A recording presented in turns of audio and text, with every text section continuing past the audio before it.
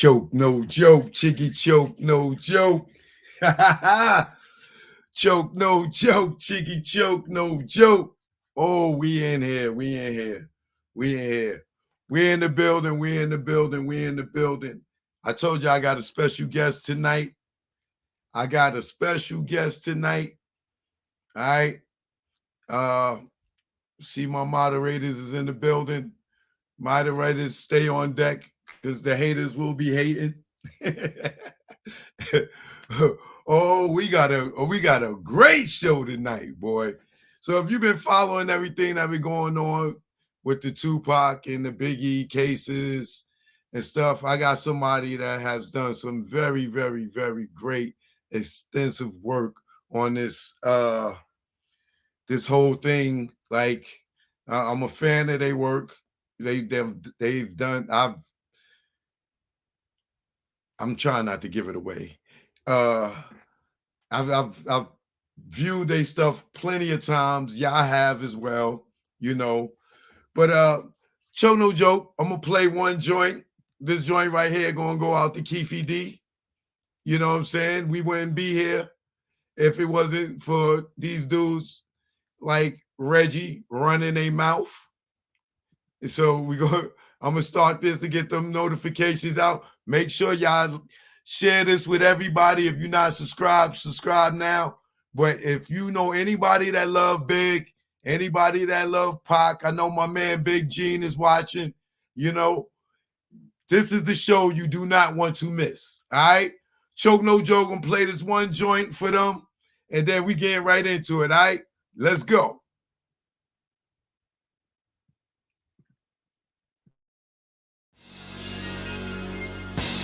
Stay the hell.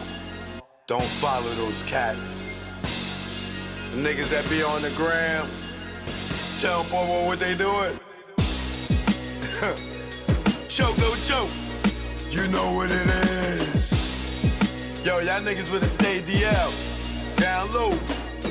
Stop flossing, man. You just want them to just come and get you? Learn from our mistakes, man. That's what this is about. Learn from mistakes. Choke no joke. Let's go. You already know. Make it low. Let's go. My aim was enlightened. Drop jewels on you. You thinking I'm jealous? I ain't got cheddar like you. I'm the dude to a game. You got school. Was a local cat. Snatch you when I made moves. I'm paranoid and preaching. You was sleeping. Knew you was sneak deep and couldn't see us beefing. Learn from mistake.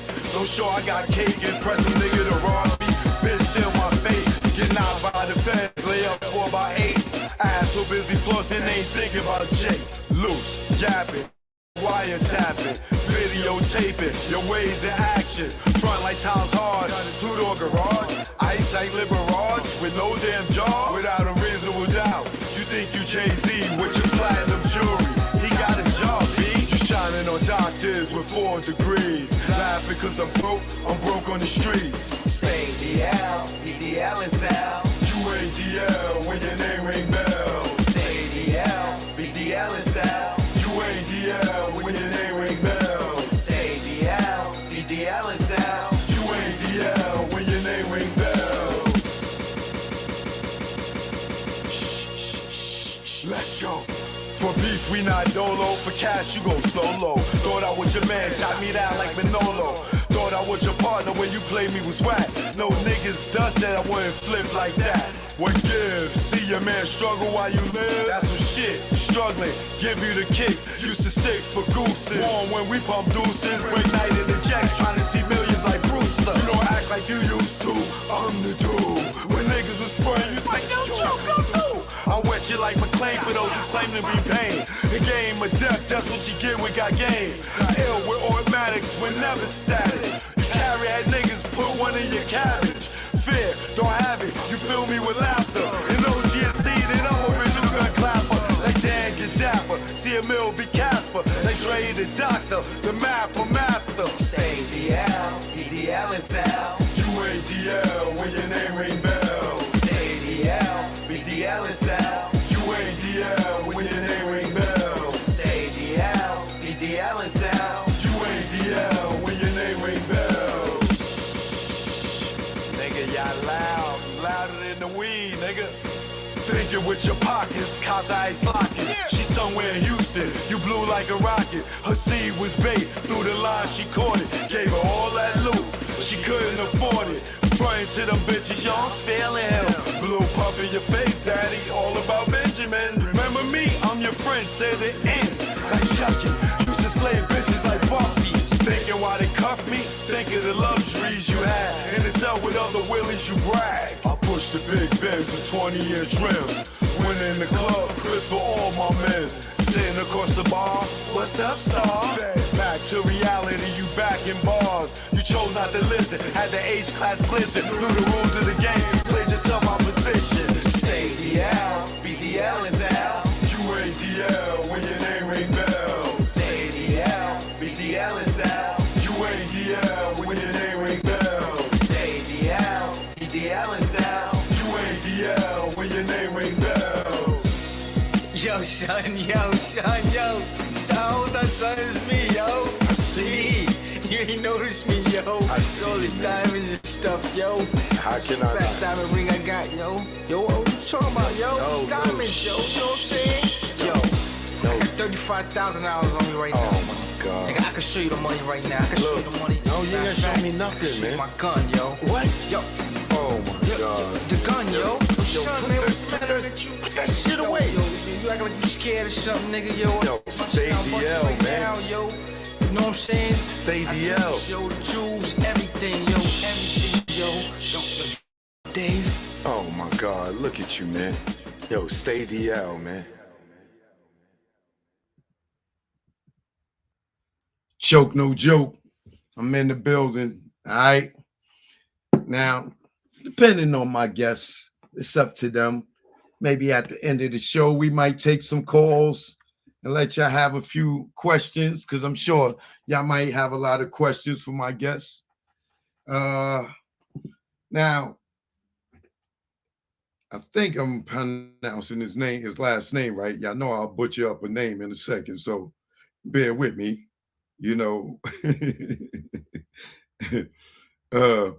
but many of y'all, like myself, been checking out this podcast on maybe on your Apple phone or whatever, called the Dossier. And the Dossier was it's like a whole series that was done by a guy named Don and Phil Carlson on the Biggie murder, on the murder case of Biggie or whatever. These guys did so much research, and the Phil Carlson was on the case. But I'm gonna let Don explain it more, because I got Don in the building tonight. You know, so this is gonna get very interesting, because I got a lot of questions and I got a lot of theories in this whole Biggie and Tupac murder. I hope Reggie looking, you know, I know Reggie watching. Reggie watching, that sounds funny. Right? But I got my theories. I want to ask him how he feel about my theories. I'm gonna ask him, you know, about his theories. We're gonna talk about season 1 of the Dossier. And then at the end of the show, to keep y'all watching, we're gonna see what's going on with season 2, which is getting ready to come up in I think like a week or two. And Don's gonna have, you know, address all that. But may I open the stage to Don. I believe it's Sirkorski. He's going to correct me if I'm wrong. But he's in the building, y'all. All right. What's going on, Don? What's happening? How are you? Did I pronounce your name right? You did. Sirkorski. You got There it we right go. the first time. Is that Italian? That's actually a Polish name. Polish. Yeah, Okay. my dad is Polish. Got you. So tell us where you from originally. So I grew up in Norwalk, Connecticut. When I was 18, I went to NYU, moved to New York City, and lived in New York City for the next 25 years. So I've lived in New York City and LA at times, and Connecticut at times, but originally from Connecticut. Are you familiar with Old Darien? I am. Yes, sir. When I was 14 years old, I live in the Bronx, the Northeast Bronx, Edenwald Projects. They had a program kind of like summer youth, but it wasn't summer youth. And they would pick us up in the Bronx, in Co-op City, and we would go. They would take us up to Old Darien, and I worked at McDonald's up there from 4 to midnight. And then it would be a school bus. We had to go over to Co-op City and a school bus to shuttle kids from that area up to Old Darien, Connecticut.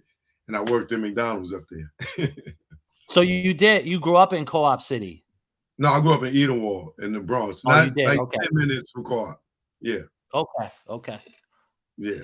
All right. So other than that, where you grew up at, tell us about your background.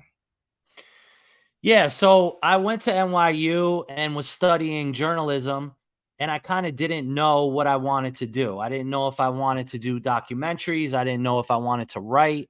At the time in New York City, this is roughly early 2000s, there was always this rumor that there was this secret unit within the New York City Police Department that had the hip hop industry under surveillance. They were called the hip hop cops.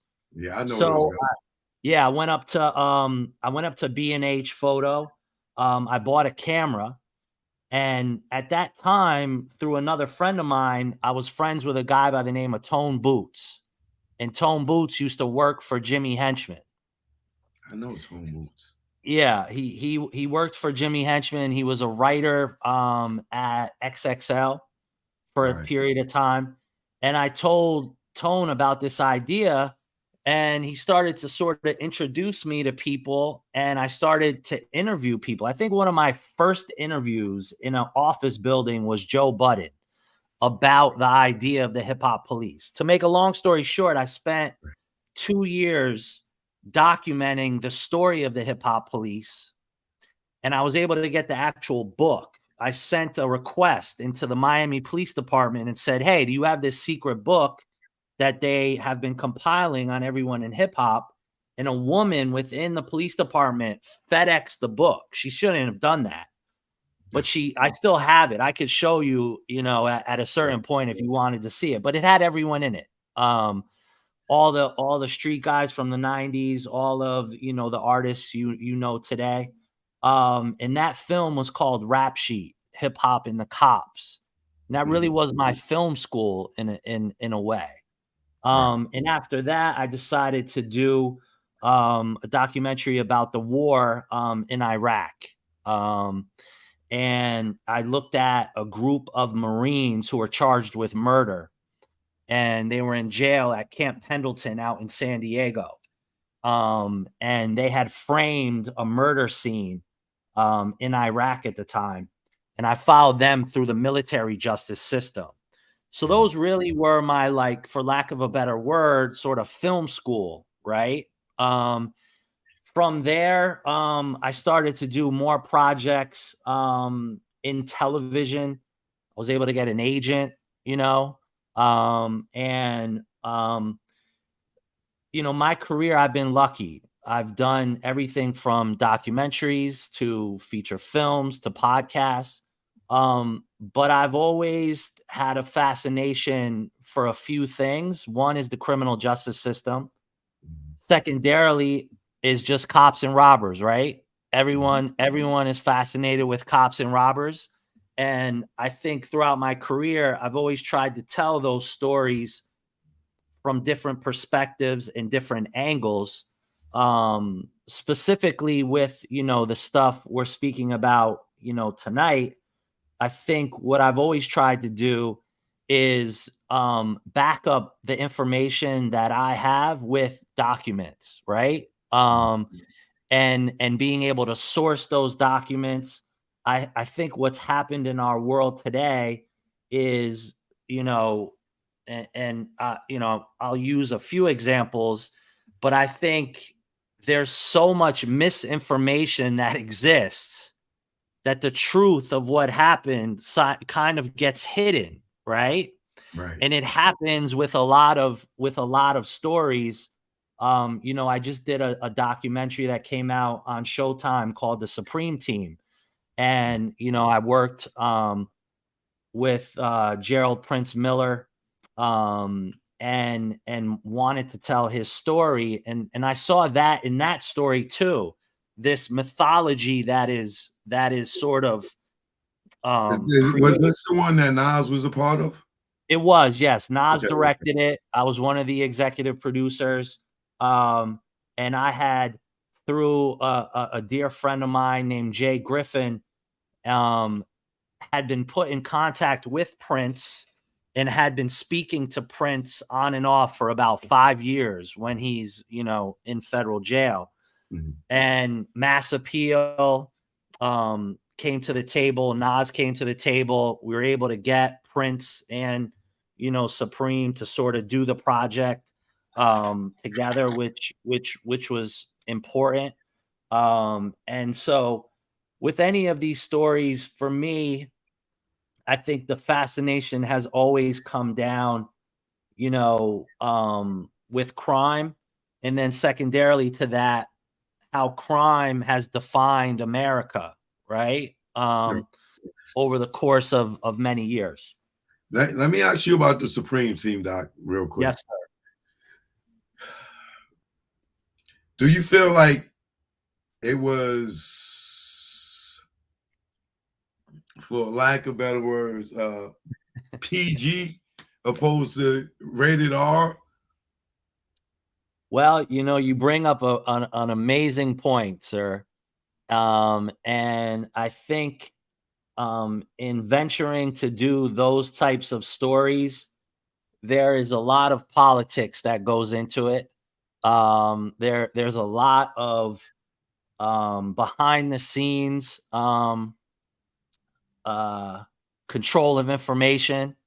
And I will say this, without going into too many people's business, but when you have a project like that, you can imagine with someone like Preem, someone like Prince, some of the people that were in their orbit, some of the people that were, affiliated with them. There was a lot of moving parts to that project. I think your assessment of it is probably correct. What has happened in TV these days, and this, I'm not making excuses for, the PG reference, but places like Showtime and these bigger networks, right? They want you to create these documentary films, but they don't want to give you enough time to really, really spend the time to tell the story properly, So these production schedules, if you think about documentaries, what makes a great documentary is the ability to spend time to research and follow that story over the course of 5 years, 10 years. Making a Murderer, right? It took 12 years to make that documentary. Showtime's the Netflix of the world now. They want that type of content, but they want to tell you, guess what? You only have 3 months to do it, right? So that's nice. certain things are sacrificed creatively, and certain decisions have to be made. Mhm. And I will say this, secondarily to this, you'll find this interesting, is there's a difference between investigative journalists and television producers. And modern day television making, there is investigative journalism, but it's seeming to be less and less because of the time frames of these things in order to tell the story, So, I mean, listen, I could go on. It's probably another podcast that we could talk about the Supreme Team and what went into it. So I'll leave that at that. Yeah, I wasn't going to ask you no more than that. Anyway, trust me, I got it. I just, but the one thing about it that everybody always says, Bimmy wasn't in it. But I'm pretty much sure that's because that was a Supreme decision, correct? Well, I will say, recently it came out that Bimmy possibly could have spoken to the police that, you know, I'm not saying anything that everyone doesn't already know that came out publicly recently. I will say, I don't want to say it was a supreme decision. I think there was some other things that went into it that's a bit deeper than that, and I'll leave it at that. Okay, cool. All right. I got it. All right. Only reason I thought Supreme was because Bimmy started being around 50 Cent. And I would assume that if Preem see Bimmy over there with 50, he definitely ain't rocking with him. You know what I'm saying? So that's that was you cleared up what there was a part of it, and there's a part of Prince's case that is speculated that ties and connects back to Bimmy. Let's put it that way. Okay. And that was something that never that I will say, and I will not speak for anyone else, but there was a connection that was spoken about behind the scenes in very intricate detail. And I think you have to be careful about those things, right? For many reasons. And so that was something that I always deferred to Prince and Preem around that type of stuff, right? Right. And that stuff and dealing with that stuff is very serious. And it had a profound effect on many lives, right? Living and deceased. So there's a seriousness to that stuff that you have to be careful about. Right. Okay. Well, we're gonna get off of that then. You're gonna leave that in Jamaica. Yes, sir. So explain to my audience what's the Dossier and why did you do it? Sure. So the reason why I did the Dossier is really simple. At the time when I started to write it, what I felt was that there was so many Big and Pac documentaries, there were so many books, there were so many articles, there's so many YouTube videos that I didn't have any interest in telling those stories because I just felt there was no new information. And I was hired by Fox to do a television show called Who Shot Big and Pac that Ice-T hosted with Soledad O'Brien. And as a part of that show and as a producer, I was given many tools. I was given private investigators. I was given lawyers that I could use to find information. And I realized that there was one FBI agent who had never spoken. He had never really been mentioned outside of a few pieces of information I saw in documents. And I also knew that he was still at the FBI at the time that I was doing this show. And I never thought in a million years that Phil Carlson, as a working FBI agent, would ever speak to me in a million years. And I had, through the lawyers and the private investigator, I had a number, I had an email address. I sent a blind email that literally said in the email, I know you probably won't respond to this. I know you probably won't speak to me, but I know you worked on this case. Here's my number. And I got a phone call. And if you listen to the podcast, in that very first phone call, and I'll say this now, I recorded that because I didn't think I would ever speak to Phil Carlson ever again, right?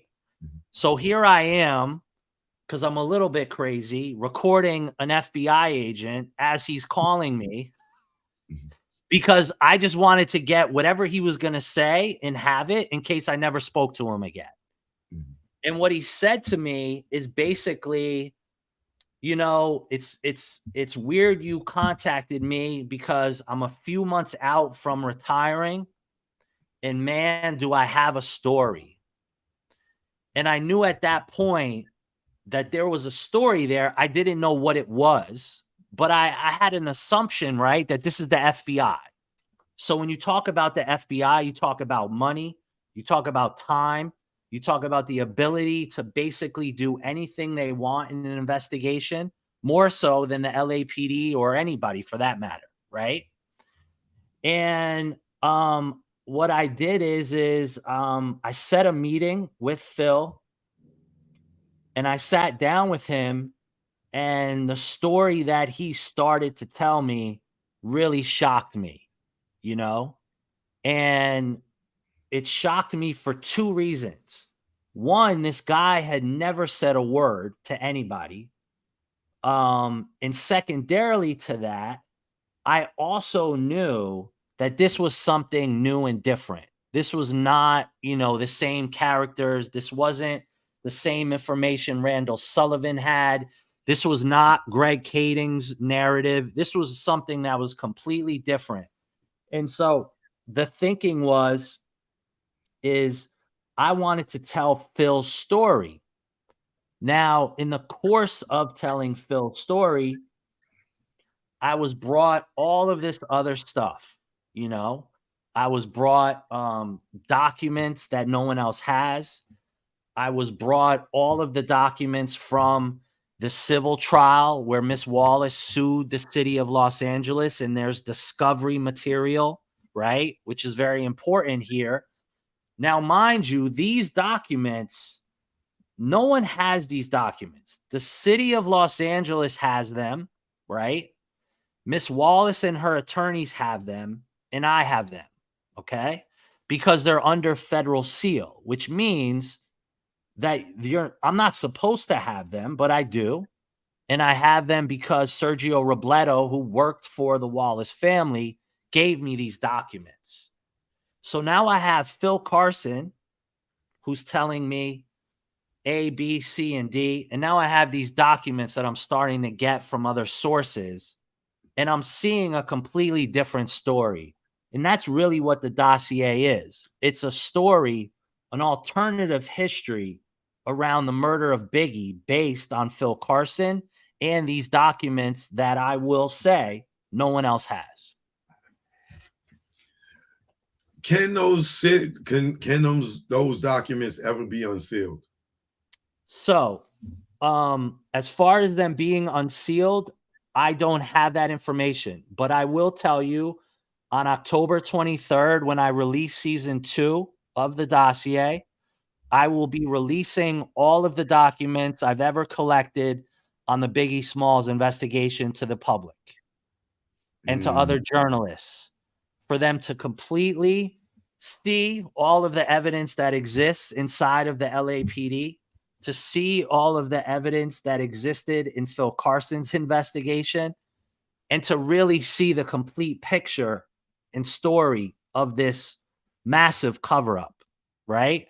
And my hope is that other journalists or other people who are interested in this, or people like yourself who have these amazing platforms, can take these documents and start to do more work around this. And I think that's important because real quick, what's the date again? That it October 23rd, which is that Monday. I'm releasing episode 1 and 2 of the dossier season 2, and I'll be releasing on a website all of these documents that I've acquired over the last 5 years to the general public. The sealed documents, the documents inside the LAPD, the documents that were in the FBI, unredacted. Okay. I know there's been some serious, documents, or there was some documents that are floating around. A lot of those are redacted. My documents will be unredacted. Outside of, I did decide to maybe, there's a few people in there that I felt were, for lack of a better word, citizens that provided information that don't deserve to be noticed, in a sense, right? And that's really, I'd say, only 3 or 4. The rest will be unredacted. So you'll see names, you'll see who was talking, who wasn't talking. You'll see the evidence that was there. You'll see the narrative of Phil's case. You'll see the documents that were handed over to the legal team of the Wallace family, because that is a lot of important information if you want to tell this story, you know? So the purpose of that is, I know there are many people that consistently decide to go out into forums and online and just lie. And I think you know the usual suspects. And Yeah. Oh, we know Kaiser Soze over here. yeah. And so I just want people to see this, you know, because I don't need to go on any platforms. I just need people to read the documents. And I also need people to just listen to Phil Carlson, because there's something important about Phil that I want to say, that it took me 5 years to realize. And I'll tell this to you is, you know, when you have law enforcement, whoever it is, you know, someone like a Kading, someone like a Russ Poole, name the names. I don't care. Any law enforcement guy that decides, hey, I want to write a book. I want to do a movie. I want to monetize my story, right? Mm-hmm. What I realized about Phil Carlson is two things. As a journalist, you're always trying to look at somebody and be like, what's this guy's angle? Does he have an axe to grind? Was he released from the FBI because he was a disgruntled employee? Did he have problems with people that you know worked at the FBI, and he's trying to get revenge, right? All those things go through your mind, and you're kind of trying to figure that shit out. What I know now for a fact about Phil Carlson is he does not say one thing in a public setting that he doesn't know 100% he can prove true. And secondarily to that, there is nothing that man says that doesn't exist inside of his investigation. And if he doesn't say it, he's not saying it because he believes ultimately at a certain point that FBI will come back around to this case, and he does not want anything to taint that investigation, you know? So Phil is hands down one of the most credible people I've ever met in law enforcement in my whole career. And I stand by everything he says 100%, right? So to give you an example, we can go right there. We know for a fact that Reggie Wright Jr. worked for the FBI as an informant. If you listen to the episode of the Dossier when Reggie is on it, Bill is almost pleading with him, Reggie, just don't go there. Just don't go there, Reggie. Don't say that. You know it's not true. And let's not get into a tit for tat here, because you know I know that you were an informant for my partner while you were at death row. At that time, at death row, Phil and his team had death row under surveillance. Those were the guys that were following Suge around, that had in upwards of I know for a fact, Reggie was an informant. I was told Mob James was an informant at that time. And then there was two brothers that I have to verify and check their names that worked at death row that were also informants. And the FBI team that was looking at all of this stuff was running these informants while they were trying to build a case against Suge.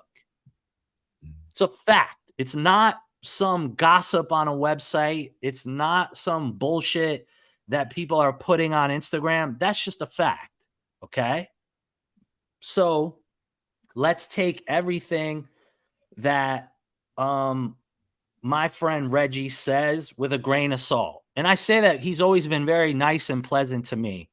Right. But I just consistently don't understand the purpose of having platforms to consistently lie. And I put Mr. Kading in that bunch also, who's just a whole nother animal. And I think, he did it to sell books and to sell a TV show and to sell a movie. And he kind of is too far in now to like come off of it. I hope at some point in Greg's life, he looks at himself in the mirror and he just says, like, I want to tell the truth, right? About this stuff. And he does at some point. I think it's got to be hard walking around and living a lie day in and day out. And at this point, why does it matter? No one cares if you were just come forward and tell the truth. You know what I mean? So I think that there's that dynamic. So that was a long answer to why I did the dossier, but all right, wait, real quick, because I want to get back to Great Kading, but I want to ask about tell everybody what season 1 of the dossier covered. In season 1, what did you cover? I mean, what we did basically is we had Phil start from day one of his investigation. So what that means is when Phil decides to investigate this, this is a case that is inside the LAPD that they're just ignoring, right? And Phil Carson's story, and the one we tell in the dossier, is Phil's job at the FBI was in public corruption. He had no idea who anyone was in the hip hop music industry. Phil covered dirty politicians and dirty cops. So what Phil does is, one of his early cases is a case called the Rampart Police Scandal, which we talk about in the dossier. And this is about the Rampart division where David Mack and Rafael Perez came out of. Right. But the story that Phil tells about Rampart is when they did the Rampart investigation, inside of the Rampart division, there was a list of dirty cops that was like 30 deep. And the bosses at the FBI and the LAPD said, no. You know what? Let's just make a nice narrative and let's take Rafael Perez, let's take, Mac, and make them the bad guys. And what Phil was saying is, that's fine, but you got another list of about 30 cops that are dirty. You know what I'm saying? And they wanted nothing to do with it. So we saw that pattern of LAPD corruption. Within that list of LAPD officers was a guy by the name of Ruben Palmares. And Ruben Palmares, while Mac and Perez were doing their dirt, went into business with the Sinaloa drug cartel as an LAPD cop. And he was ripping drug dealers in South Central. And he would go in with guys that, were tacked up as if LAPD SWAT guys. They would take the money and the drugs. And then he had a woman in the Sinaloa drug cartel that would resell the drugs back out on the streets. And Phil did that case. And he saw LAPD corruption in that case. He's literally sitting at home watching a VH1 special about the murder of Biggie. And he says, this is a pattern. I know what's going on here. And he literally goes to his bosses and he says, Mac, Perez, all of the dirtiness of the LAPD, I want to investigate this. And the bosses at the FBI say, go ahead, Phil. And Phil makes a case. He makes what's called a prosecutive report, which is his investigation, his sources, his informants, and what he wants to take to the U.S. attorney. And when he builds this case, the FBI signs off on it and says, this looks like a case. Let the U.S. attorney prosecute Mac, Perez, Suge. And the U.S. attorney in the city of Los Angeles shut this case down. Okay? So Phil's story is really what he compiled as an FBI agent around the murder of Biggie which he solved the murder, right? He had access to bank records. He had access to phone records. He had an upwards, and when the documents come out, you'll see he had an upwards of 15 to 20 confidential informants and confidential sources that he was talking to give him information about what exactly transpired. And his work was so good that someone within the city of Los Angeles came to him in a federal building and said, "What are you doing? Do you realize if we do this case, this will bankrupt the city of Los Angeles?" This is a true story. I believe it. Yeah, this is all completely true and backed up and verified, not only by Phil, but other FBI agents and documents at the time inside the FBI. So Phil's story, if you really want to boil it down to its essence, is about $1 billion cover-up, right? Because that's what Big probably is worth, arguably. You know, it's a horrific thing to say if someone's life is worth X, but he you know, at the time, I think when Keith Clinkscales of Vibe testified at the civil trial, he put his net worth at 500 million, right? You know, at that time. Yeah. So what the dossier really goes into is this story in a real detail-oriented way, right? But also told by interviews that I did with various characters that also supported Phil's narrative and story. People like Sergio Robledo, who was the Wallace family private investigator. People like Richard Valderrama, who worked for the LA County Sheriff's Office as one of the top gang investigators in Compton, right? And had all of that intel about what was going on with Reggie, what was going on with Suge, what was going on with Mac Perez, all of that shit. Fascinating guy, you know. You know, you have people like Mario Hammonds, who, you know, is also around and is a part of the podcast, Kenneth Boagni. So I started in a strategic way to tell Phil's story, but also bring in all of these other voices that had other information that was really fascinating, you know? Right. And I thought told a pretty updated story about really not so much, well, you know, on that night, Biggie's car was here and blah, blah, blah, but the cover-up of the LAPD and the U.S. Attorney's Office in Los Angeles and how they were able to pull it off, you know, and get away with it, and still continue to get away with it this day today. Yeah, that's very true. And like I said, I was fascinated. I'd be waiting like midnight, whenever it is the next day, I'm waiting for the next episode to drop, because that was the first time I felt like I was getting the real story behind what took place outside of what Russell Poole had done. Then after Russell Poole, is this whole crazy ass bullshit ass story comes out that is like ridiculous. Now, getting back to Greg Kading, right? I don't believe nothing Greg Kading say, right? For one, to me, he's a dirty cop. Like the way he goes about getting confessions. Like, let's just go with the first one, right? First of all, let me ask you this question.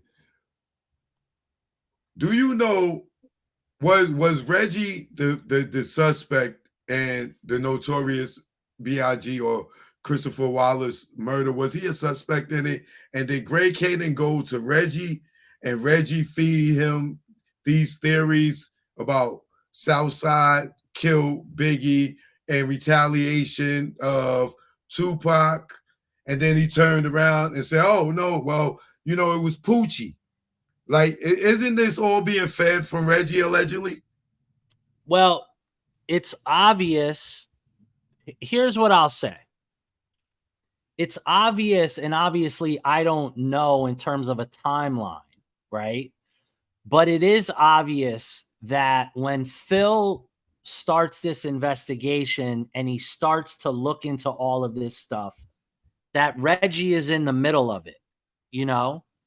And what also I think happened is close to what you're saying, right? Is Greg Kading, you know, when he is doing what he's quote unquote supposed to be doing, which is investigating the murder of Biggie, what he really was doing was he was a pawn by the bosses at the LAPD to control the narrative, to completely control the narrative, because the lawsuit, right? prior to doing the Biggie case, Kading had a few cases, specifically a case by a guy by the name of Ramos, who was this big narcotics trafficker in South Central. And Kading fucked that case up so bad that the district attorney wanted nothing to do with him. He basically, from what I've been told, was kind of like, you know, when cops get a reputation or a record where they won't be allowed to testify in court because they've lied, or they've lied in reports, or they've done stupid shit in investigations. Kading got to that level, okay? So I was having a conversation today that what I think he realized was that his time at the LAPD was basically, he was out the door, okay? And secondarily to that, he was kind of this pawn that was being used by the LAPD. And he said, you know what? I'm going to write a book. I'm gonna make money from being the guy who was sort of put onto this for God knows what reason. I don't know. And To make the lawsuit disappear. Yeah, he started operating as if you were gonna write a book. And what's important about this is this Keefe D Proffer, which is like completely, from what, you know, in preparing to come on tonight, I talked to a few people about this because I want to be clear. The Tupac stuff, I'm just starting, or I have obviously a lot of knowledge because they're, you know, somehow intertwined, but I don't have half of the knowledge, you know, that I do in the Biggie stuff, that I do in the Pac stuff. But I have, you know, a podcast that will come out season 3 about Tupac. That's called Tupac versus Compton. That will go into a bigger story about Compton and the murder of Pac. Well, some of this stuff will come in. But Greg Kading does a proffer with Keefe D. Okay. Now, this proffer that he does with the FBI. Okay, as a part of a drug case. It has nothing to do with Tupac. It has nothing to do with the Tupac case at all. And second to that, Greg Kading is not, as an LAPD detective, is not supposed to be investigating the murder of Tupac. Remember, his job is to fucking investigate the murder of Biggie. Right. So he brings Keefe D in on a third case here. And I'm sorry if this is getting confusing because it's fucking moronic.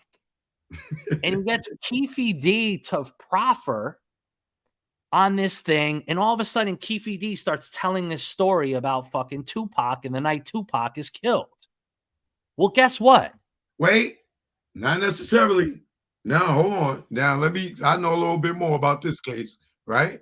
Right. So, Greg Kading set, just like Teresa Swan, his tactic is to catch you dirty to get you to talk, right? Yeah. So he ran up on her, she did some fraud or whatever, this, that, and other, and then he writes a statement saying Poochie wrote this statement confessing to killing Biggie, right? And he shows it to her. Now he knows this is complete bullshit because he wrote it. And she goes, oh yeah, that's what Poochie said. Yeah, everything Poochie says is the truth. Right there, you should have known she's full of shit because you made it up. He took that as a confession and told the world, oh, Poochie killed Biggie. Oh, because Teresa Swan confessed to the statement that, nigga, that statement is fucking fake, bro. You made it up. So what did she confess to that never happened? Because Poochie never wrote and never confessed to it. That came from Reggie. Reggie told him, oh, Teresa Swan was going to see Suge on lawyer visits. Suge could have been getting some pussy. Excuse my French, pardon my French. He could have used that opportunity to have sex, right? Not necessarily draw up a plan to kill Biggie like he knew Biggie was going to be in town and knew where Biggie's and he's in jail, right? So I don't believe that. But once again, I and my theory is Reggie and whoever allegedly took it upon themselves to kill Biggie for whatever. Now, I don't know if you know, there's interviews where Big is dissing Pac, where he's rapping at the radio station. He's doing, I think, Long Kiss Goodnight, which is a diss to Pac, right? So outside of him running around LA is already disrespectful to maybe those people on the death row side, right? But then again, they could be smart and just want to use it as retaliation. Second, right, which you may never seen. I don't know if you ever seen, you was watching back then, but on Rap City, when you see Biggie sitting in the park with Joe Claire, that was Biggie's last interview, and it aired that Saturday. During the day, it aired, right? Joe Claire asks Biggie in that interview. So, you know, Tupac saying that, you know, he has sex with Faith. And Big replies, if he did, he won't know more. I'm like, no, Big, no. You can't say that in Cali. That night, his ass was dead. That show, now BET, they cut that shit out. When he got killed that night, they never aired it again. But I think that was also a fuel on the fire to make whoever wanted to kill Big that night really like, yo, we gonna get this motherfucker. This is like, he already up at the radio station. He already running around LA. Now this motherfucker shows with no remorse and says, yeah, well, Tupac fuck Faith, he won't no more. Like that nigga's dead. And the way he said it was so cold, I know that pissed him off. You know what I'm saying? Yeah. In my opinion, right? So what I see is that Biggie may have happened because they was pissed off that he was running around like that, or it may have been a hit, right? Because here's the other side of it. I don't know if Puffy was ever a suspect, but they was beefing at the time, Big and Puff. Big was on his Life After Death was his last album, his obligation. He already went and did a deal with Junior Mafia and didn't do the deal with Bad Boy or Arista. Allegedly, Clive Davis was mad at Puff for letting Big go somewhere else and do a deal. Then there's the argument that Gene Deal witnessed between Puff and Big that day, where now all of a sudden Puff doesn't take Gene with him. He leaves him with Big, and he takes D-Rock with him. Now, there's alleged Reggie says that Puff was trying to hire him while he was out there. I talked to Gene about that. He said it was Paul. Paul did hire one of the Death Row or the guys that was doing security from Death Row, but he was from Long Beach originally, an off-duty cop that was in the circle of the Bad Boy during that time. Now, Big and Puff had an argument because Big lied to Puff about Little Kim writing her own music, and he done a publishing deal with him. So Big was cutting Puff out of a lot of money by writing for Kim and seizing on them and telling them that they was writing their own stuff. And Gene exposed that to him. So that day, he's like, yo, tell me you did it. If you hear Gene talk, they was arguing, then Puff leaves. then you got the, that was the last time I think they was around each other and it was bad blood. But nobody really looks at it that as maybe a possible theory. And then, Puff seeing the money that was made off the death of Pac. And then it's like, okay, why the fuck are y'all in LA? Everybody in the world know this is a fucking bad idea, but Puffy. And then you lead them to a party. Keefe D and them approach you at the party like, yo, we here, what's up? And you tell Keefe D and them, nah, yo, the feds is on us. We don't need no protection. Yo, here, take these 3 bottles and y'all go over there. Yo, don't come around us. Why all the time you in LA or California, you using these niggas for protection? Now tonight, you already comfortable. You running around the party, this, that, and other. You ain't scared. Mac and Perez is in the party. Like, people are seeing them. They said they was there. I'm gonna ask you about that later, right? And then y'all leave. All of a sudden, you don't ride with the star. You're not in the car with Big. Y'all in separate cars. And then Big gets killed. And then Puff goes on to be the super mega star, right? That's just one of my theories. I'm not saying Puff did it. I'm just saying to everybody in the world, why the fuck was y'all in LA at that time with that climate? And then Big going on the radio, this, that, and the third. I don't know. But well, it is interesting. I've been seeing as of late, and I find this interesting, is it seems people are saying certain things. I think 50 just said something. I saw something else, about what you're speaking about. So it seems like, the stuff you're talking about is very interesting, right? And it, with this arrest, it seems like people are almost more comfortable talking about maybe things for some reason they didn't want to talk about before. But I've just seen that as of in the last week or so, but it's an interesting thing to think about. Yeah, because that's been my theory for a long time now. Allegedly, maybe Puff could have hired them to take Big and lure him there. Like, it's, it made no sense for nobody in the world why this motherfucker was in LA. Why he didn't go to London. You know what I'm saying? Like, it's like, and you just comfortable with it? Like, and the only reason Big was there because he was broke. He needed the money. He was broke. If he was up, he wouldn't have went over there, I don't think. Say he didn't want him to go over there. Nobody wanted him to go over there. And then to tape the interlude, like, yo, Big, you gotta go to Cali. Huh? Cali? Like, you documenting this shit? Like, what's going on here? Right?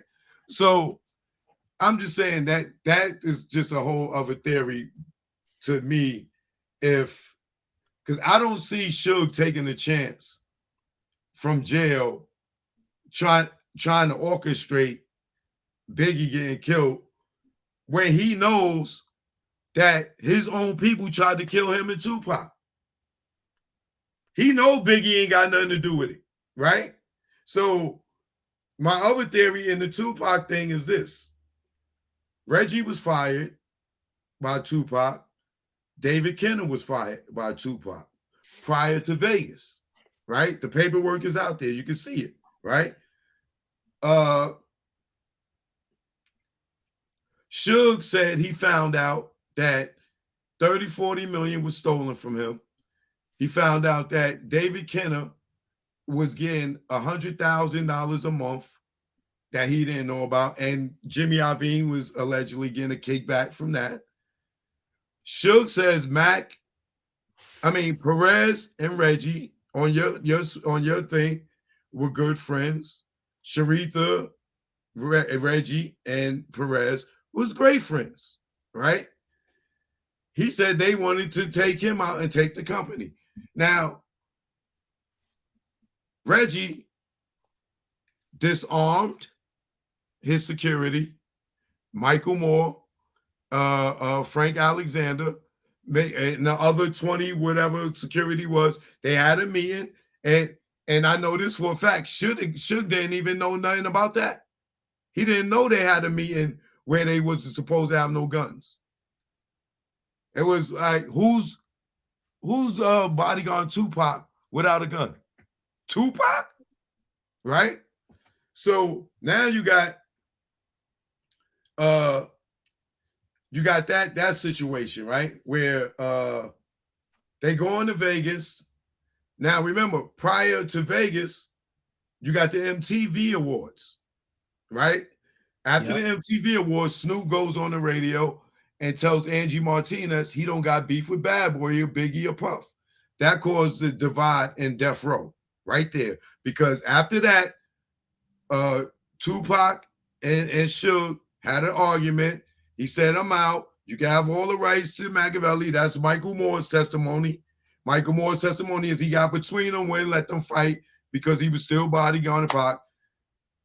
Going to the jet, Pac says, he tells one of the guys, I'm a dead man walking, right?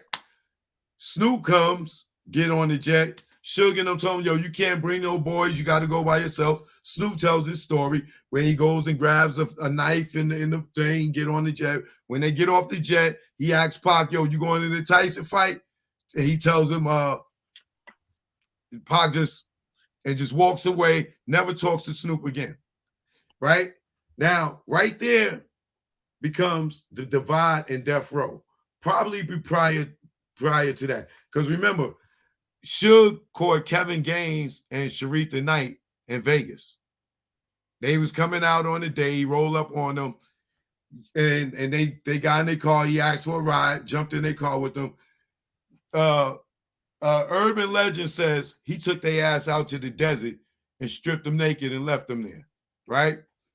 She tells it something different, right? But he followed her out of Vegas.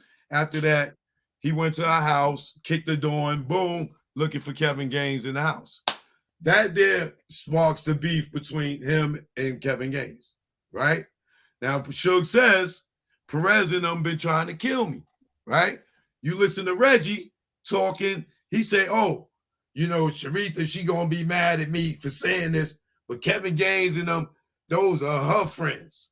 The Perez and Magino, those are Kevin Gaines' friends. She gonna be mad at me. So he's telling it, putting it on her. But there's the separation. Death Row was one, but then it broke. It's nightlife management, there's Death Row, but there's the marriage, right? They're not divorced. So if something happened to Suge, she benefits greatly. And she already manages Snoop, the Dog Pound Rage, Nate Dogg, and whoever, right? And then she's over here with Kevin Gaines and his people, right? Kevin Gaines got killed in her car, right? Boom. On this side, you got Suge, and on her side, you got Snoop, the Dog Pound, the Crip side, right? On this side, you got the Pyrus, the Mall Pyrus, and you got Death Row over here, right? Now you got Pac over here, you got Suge over here. Pac comes to Death Row, he takes over the shit. Now, if you go look at Dad's interviews, even before Pac got killed, they said they wasn't fucking with Death Row no more. The Snoop side, right? So now it's really a Bloods and Crip thing, right? In my opinion, right? So now going to Vegas, the plan is already set, right? Ken is fired, Reggie's fired, right? Suge just found out he's fucking being stolen from, right? Let's kill these motherfuckers, allegedly. Sharita owns the company now, and Reggie and David Kenner run it, which they ran it anyway when Suge went to jail after the violation, right? So the plan didn't go allegedly, the plan didn't go correct. Pac got killed, but Suge did. So she didn't, but if you let her tell it, I could have took the company anytime I wanted. You know what I'm saying? I could have took the company. How? Like he wasn't going to fight you in court for his company. You think that you go file for a divorce? You just going to take his record label? How are you supposed to financially take care of his kids and other obligations? They're not giving you the label, lady. Stop it. right? So what happens is that in my head, that plan fails. Now, when they get back to LA, remember, oh, here's the other thing. Reggie calls his father and the grand jury, he testifies that he called his father the same night and told him Southside shot Tupac and Suge. How the fuck he knew that? For all these years, nobody knew. Reggie called his father the same night, and then his father called the other officers and told them to spread the word.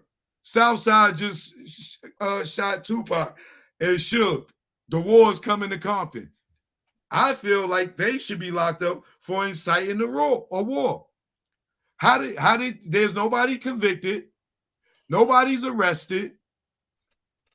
Tupac, then they ain't even fucking make it to the hospital in the ambulance. And you calling your father telling him Southside did it? How did you know that the day of, Reggie? Now, did you allegedly hire Southside to pull this whole stunt off with Orlando Anderson and everything and hired them for the hit to what you call it? Because why was security disarmed? Suge wasn't notified that the security was all disarmed, right? Why were there no communications? Why didn't Frank or Michael Moore, the main two security guards for Tupac, or anybody have their Nextels? But Reggie had one, and somebody else, the spotter, allegedly, right?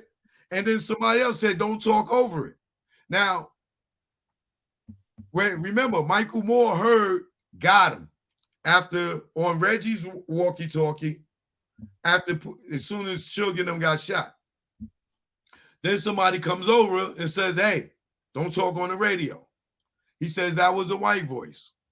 Could have been the lawyers. Who knows, right? But Michael Moore didn't want to say who it was, but you could tell he knew who it was, right? After that, you got the shooting. You got Reggie call his father. His father called the other cops in Compton, right? And now the war is on in Compton.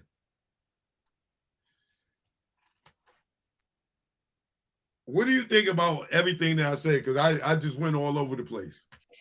Yeah, I think two things. I think in this story, I've always felt that Reggie and David Kenner are the most interesting, dynamic, and characters in all of this. And it also is interesting that in Reggie specifically, not so much Kenner because he's way smarter, is Reggie has done everything in his power to put forth misinformation everywhere he could, you know? And he's also managed somehow, some way, I think we know why, even though he's been involved in criminal schemes for a very long time, to stay out of jail, right? Even in the drug case, that he was the federal drug case that he was involved in, he was moving massive amounts of narcotics. So it's obvious he became an informant in that case. It's obvious he was working as an informant for the FBI at a certain point. And David Kenner is arguably one of the smartest, sophisticated lawyers in Los Angeles history, and still is around to this day, So, what I will say is I think you've been around a very long time and have a lot of relationships and have spoken to a lot of people. So I think in all these things you're saying, there's a lot of validity. I just wonder at what point does the charade end with Reggie and a lot of this stuff, Did you I don't see, know. I showed you a clip where Mom James said that they had cops that worked at death row off duty that was robbing banks. Yeah, I mean that's like, that's undisputed at this point, you know. Right. And it was Gaines, it was Mac, it was Perez, it was possibly Durden. Um, they're all there. The schemes they had is a little bit hazy, but there's no doubt all of those guys were floating around. And obviously, you had the bank robbery by Mac that he got caught for. But who knows? The other one, I was told by an LAPD detective, there was like 10 other robberies that had gone on in a period of time that they could not figure out. So, um, all this stuff is immensely fascinating. But I think, sadly enough, with this new case in Vegas, the truth yet again will be buried. And now it gets to be buried in this official way, right? Where before it was being buried online and in, for lack of a better word, YouTube videos. Right. But now, right, you have an official government entity that's buying lock, stock, and barrel the Reggie Wright manufactured narrative around all this stuff. And I haven't read all of the grand jury testimony. I know someone who has it and has. And I mean, I have it. I'll send it to you if you want. yeah, it's just from what I hear. I mean, Reggie is in the grand jury, right? Yeah. And, He wasn't even and subpoenaed. yeah, exactly.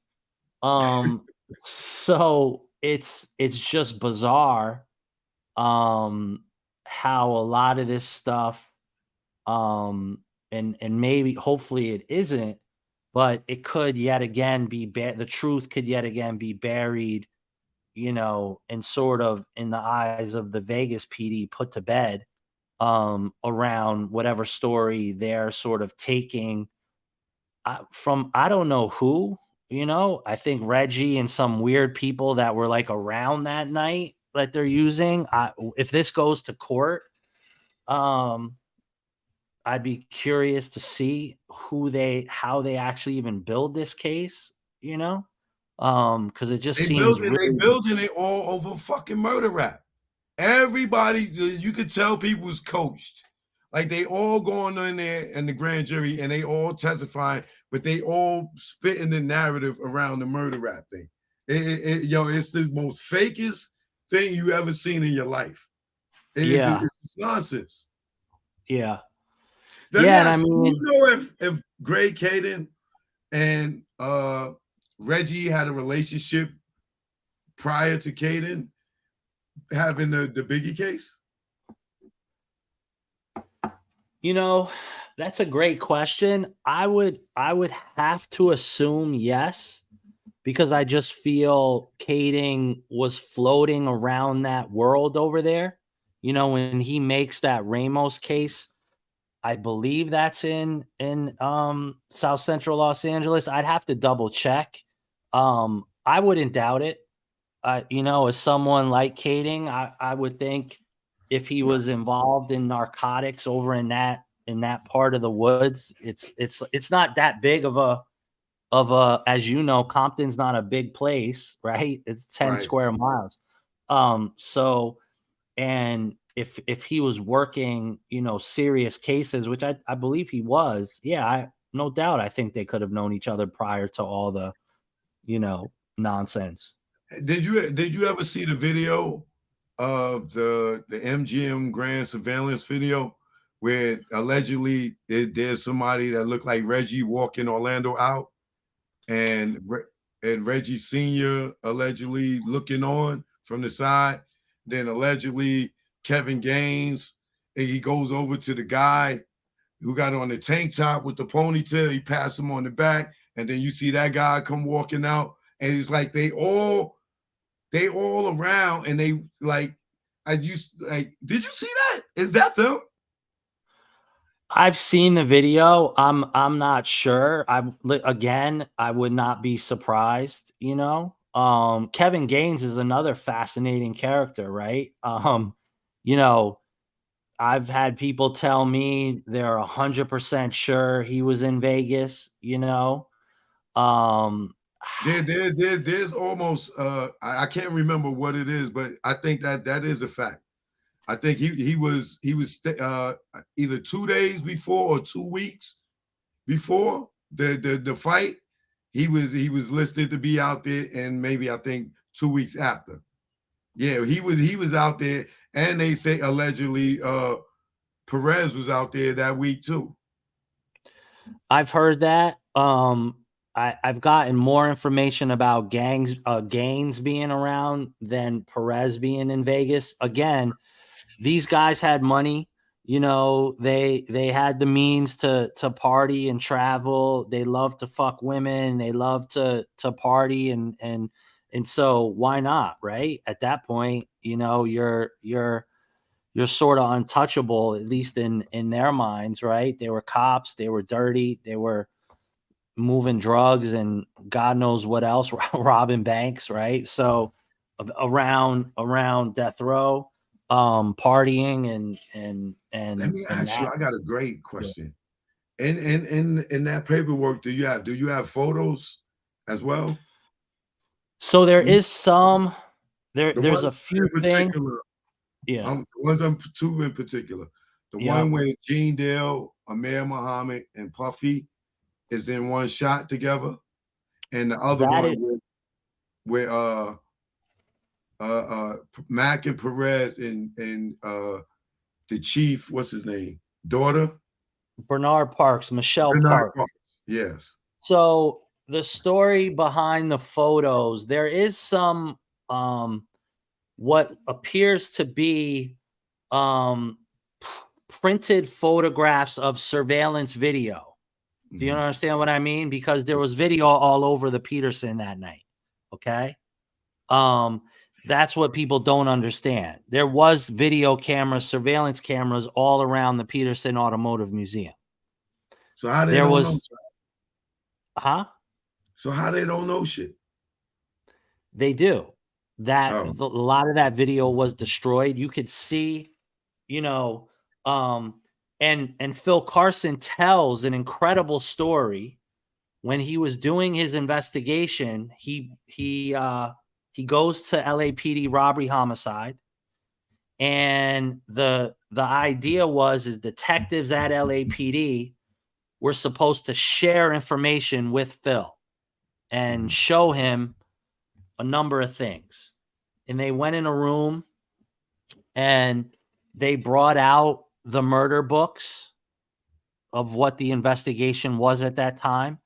And Phil says in those murder books, was that picture you talk about, the Gene, Amir, Puffy? There's a lot of photos. And um, Phil's looking at this stuff. He's taking notes. He's talking to Steve Katz, who at the time was the lead investigator, and he's kind of in shock that there are so many of these photographs that are there. And right. he's sort of taking a mental note. And he says to this, he told me this. He says he still regrets not taking copies of the photos on that day. But he at that time, this is like the beginning stages. He didn't think that the LAPD was that sinister. So he took mental notes of all of this stuff. And the plan was that there was so much to look at. He was going to come back in a few days and continue to review all of this material. When he comes back, a lot of those photos are gone and no longer in the murder books. The photograph of Mac Perez and Michelle Parks is talked about in the dossier by a guy by the name of Xavier Hermosillo, Mhm. who he originally was a journalist, and then he became sort of a community activist that was very heavily involved in the LAPD. And he sat on boards of rights hearings, which was hearings that if you were a cop and got in trouble, you went in front of this board for them to decide if you Right. did something wrong. Xavier saw the photo. The photo exists, but again, where that photo is, I have to imagine that was also destroyed or put in a drawer somewhere for no one to see. Right. Now, with Greg Kading secretly recording Keefe D. Now, is that illegal or is it just unethical? From what I've been told, it's a number of things. One, at that time, per LAPD policy, as a plainclothes detective, you are not supposed to record proffer sessions. That's number one. Number two, the FBI still to this day does not record proffers with audio or video. In a traditional proffer session at the federal level, you'll have a number of agents. You'll have the United States attorney, and the agents take notes. They take those handwritten notes and they go back and write the report of the proffer, which is completely insane to think about, right? Mm-hmm. Because there's no guarantee of truthfulness, because it's all what that agent writes. Well, that agent could write some things, he cannot write other things. Those proffer notes are able to be subpoenaed in court, and I've seen that happen, which is a joke, because you'll get these fucking notes with these FBI agents have written and you can hardly read them, right? Mm-hmm. Like which, just think about that. So again, and I talked with someone today about this. This proffer of Keefe D is the dumbest shit I've ever heard in my life. It doesn't make any sense. The proffer he gave was on a drug case that had nothing to do with Biggie, had nothing to do with Pac. Tupac. It had to do with some other drug case that Keefe was involved in. In that proffer, hold on. Do you know what that was? Let me tell you what that was. Yeah. Greg Kading and sent Devontae Dirty Dog, whatever his last name was, I think Lee. Yeah, I was given the name today. I can't. Yeah. I think he got caught with some, and they had him go and buy a key of cocaine and some PCP from Keefe D. And then when they went and he made the sale, they showed up to Keefe D house and said, "Oh, we just got you. You just sold these drugs, but we need you to just get your lawyer, come downtown." Now, allegedly, I believe it was Reggie that told Greg Kading everything about the Vegas situation. Because if you listen to Keefe D tell it, he didn't tell him shit. He went to the meeting with his lawyer. He says it. He says they pulled down the board and they showed him, "Yo, you was in this car was here, you was with so and so and so and so." He said they knew everything. They knew everything about the Pac murder. And that's what made him. He said, "Yo, well, fuck it. I'm just gonna cop out to the drugs. Whatever the first offer they give me, I'm taking it." And they was like, "No, motherfucker, no, you not. No, you not. We got you on several murders." So they tried to go at him with the big murder. And he like, "Man, get the fuck, I was there, nigga. Fuck is y'all talking about? What are you talking about? I was there." So that theory was gone because allegedly, remember, Reggie is the first suspect in the civil suit for the Biggie murder. So I'm really thinking that and then if you listen to Greg Kading, Reggie's the one that told him about Poochie.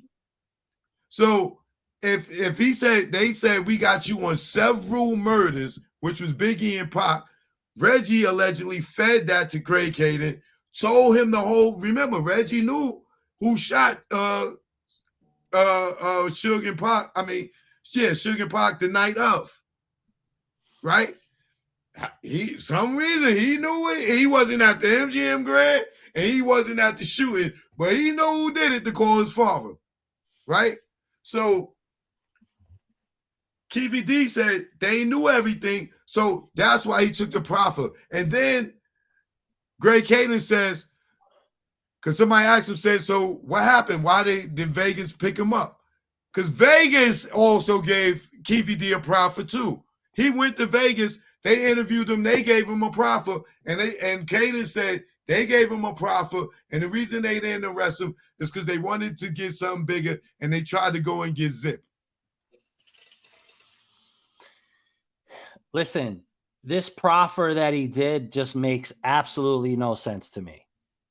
The more I try and understand around it, the more it just doesn't. Again, I even said today, the story as I know it, it's almost like Kading did that proffer so that he could write a book. That's what it feels like. It doesn't feel like a guy who, because again, he's there. He's trying to investigate the murder of Biggie.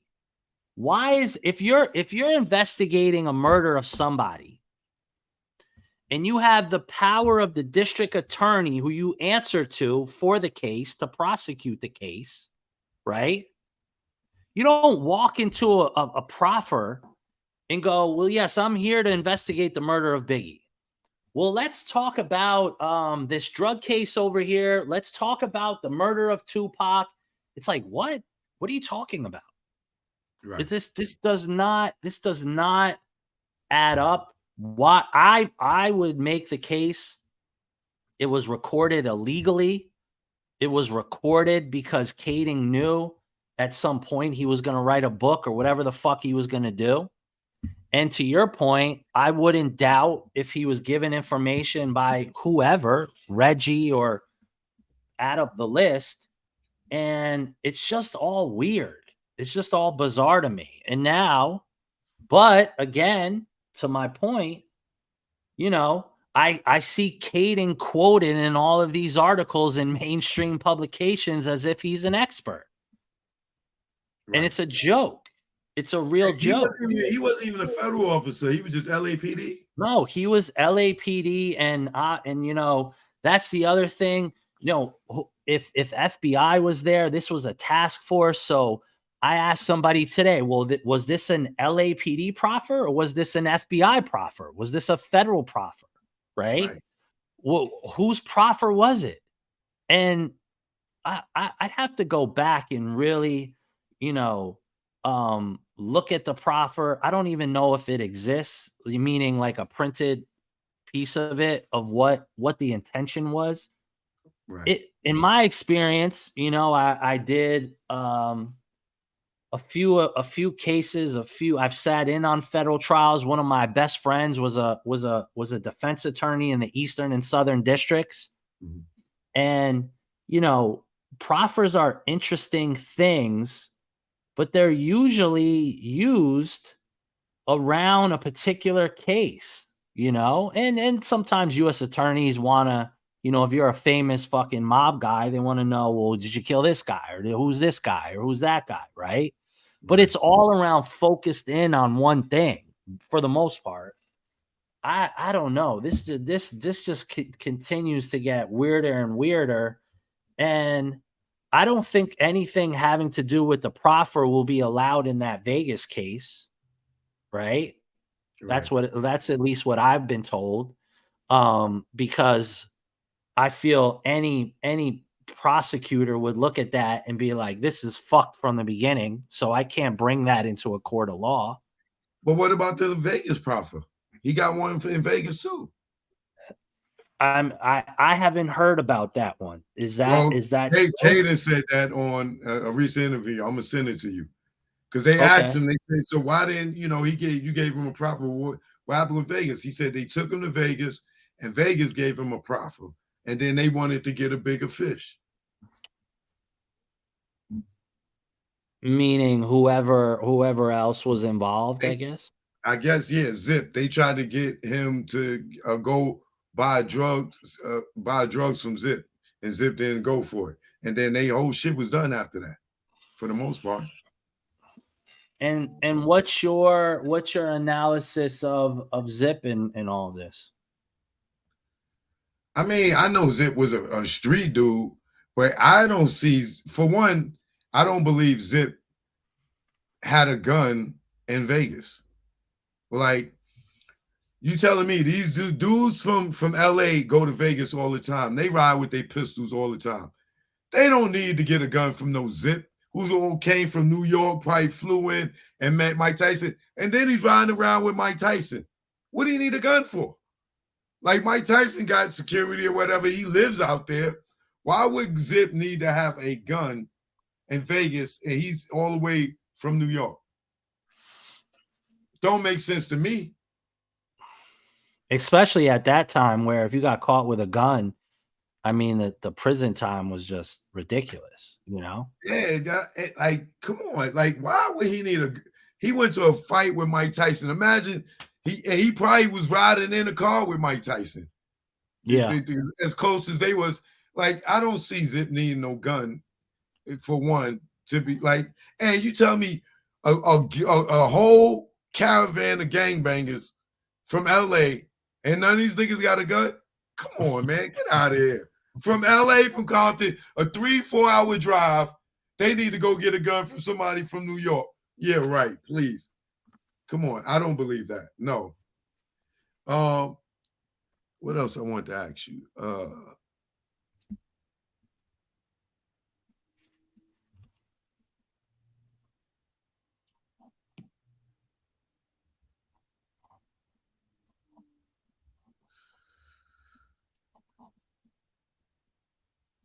I think I asked you everything. Hold on.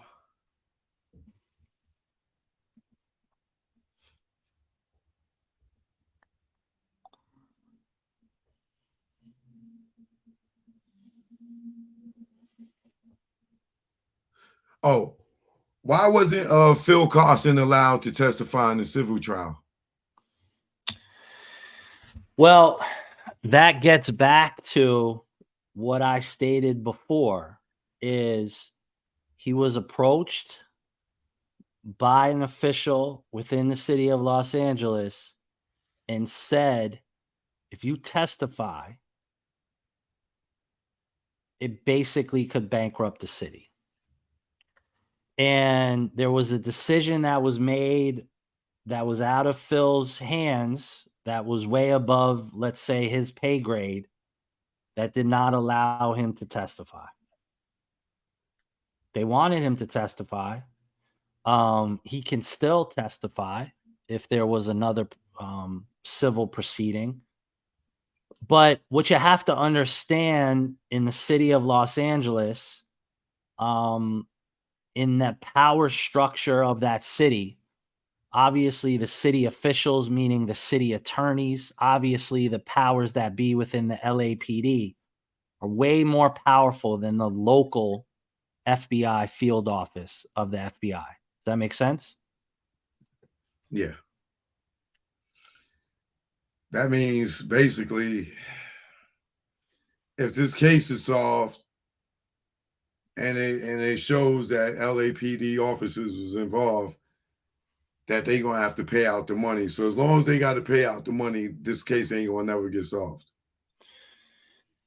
Pretty much, unless there was some form of, a deal that was made, where maybe the city at a certain point, comes to the table and says, well, we'll pay you X, right, amount of money, and sort of admit, what was done. But, I think what will happen in season 2 of the Dossier is I'll start to get into a little bit more about what could happen or some of the answers around Perry Sanders and whether the family can go back after the LAPD, because obviously I think what's happening, and this, is they're seeing what's going on with the Tupac case and they're going, well, what's going to happen here, right?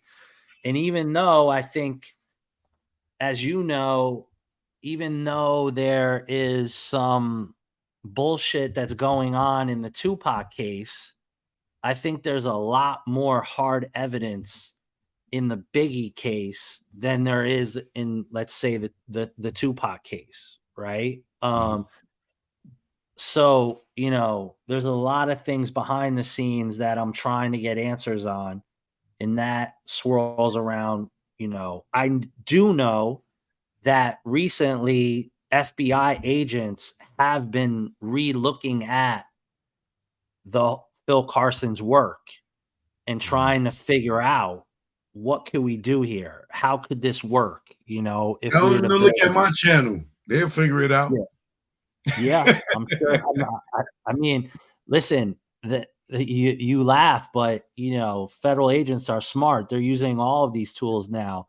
When people go on shows and talk about stuff, and Right. you know, they really are. I guarantee you. See, this is the one thing I don't know. Did Reggie get immunity from Greg Kading in the Biggie case?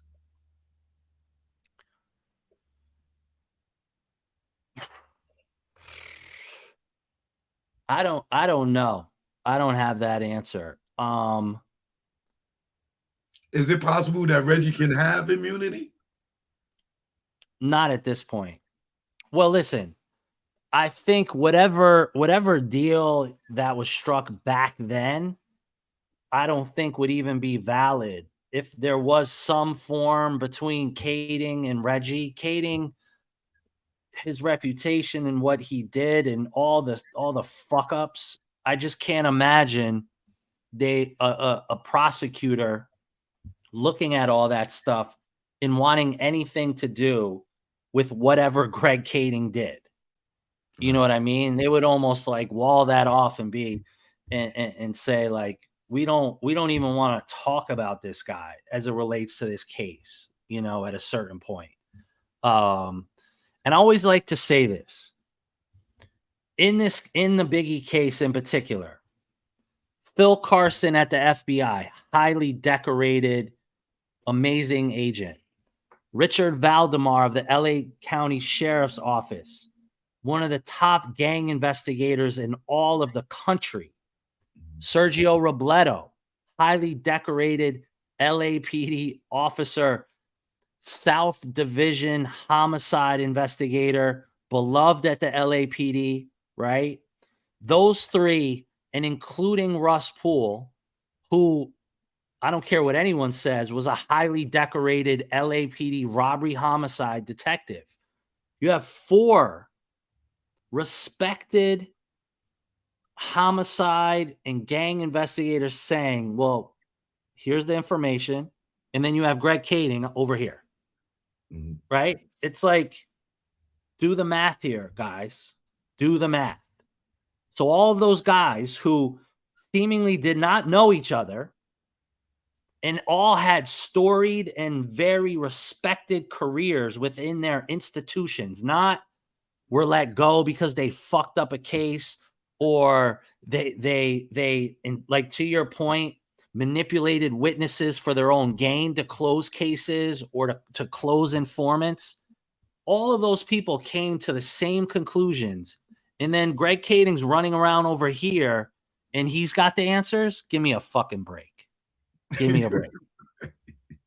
Right. It's a Because joke. nobody that I know It's a joke.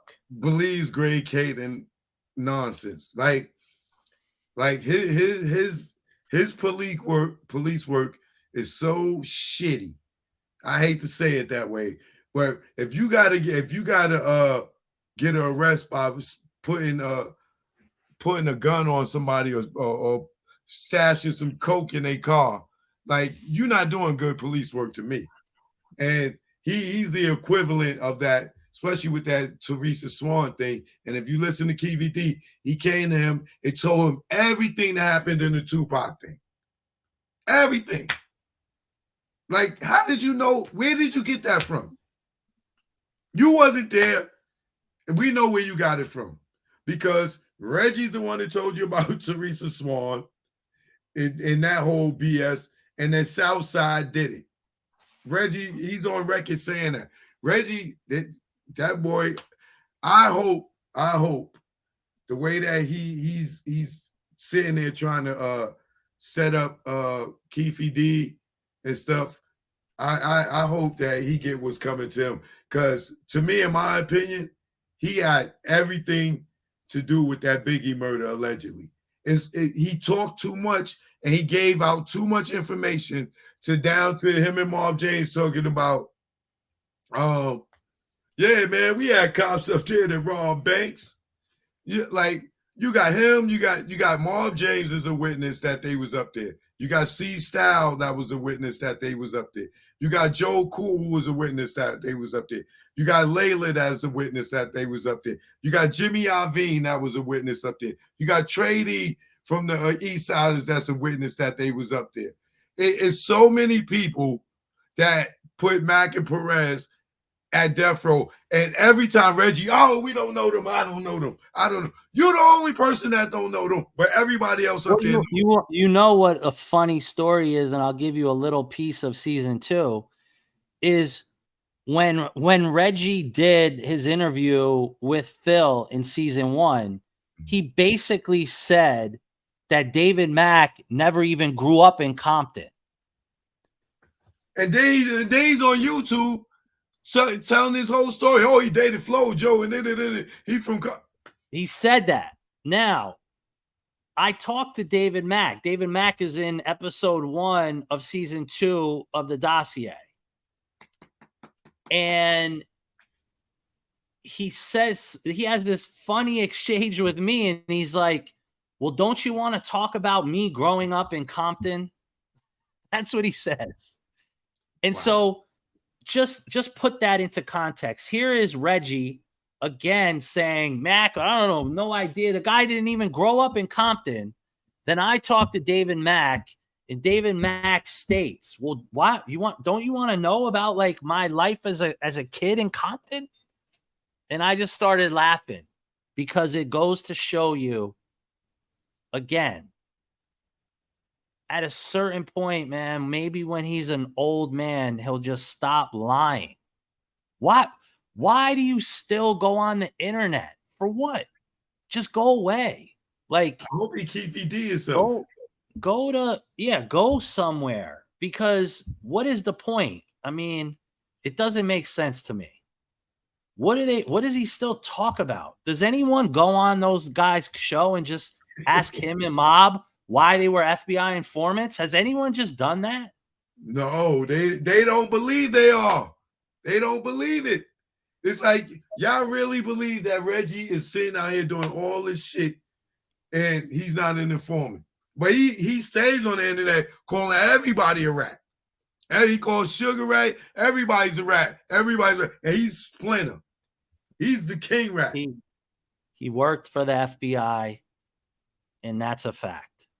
There's no argument. Someone should go on whatever shows those guys go on and say, hey, I'd really love to hear how you became an FBI informant. I would love to hear that story. Can you tell me that story?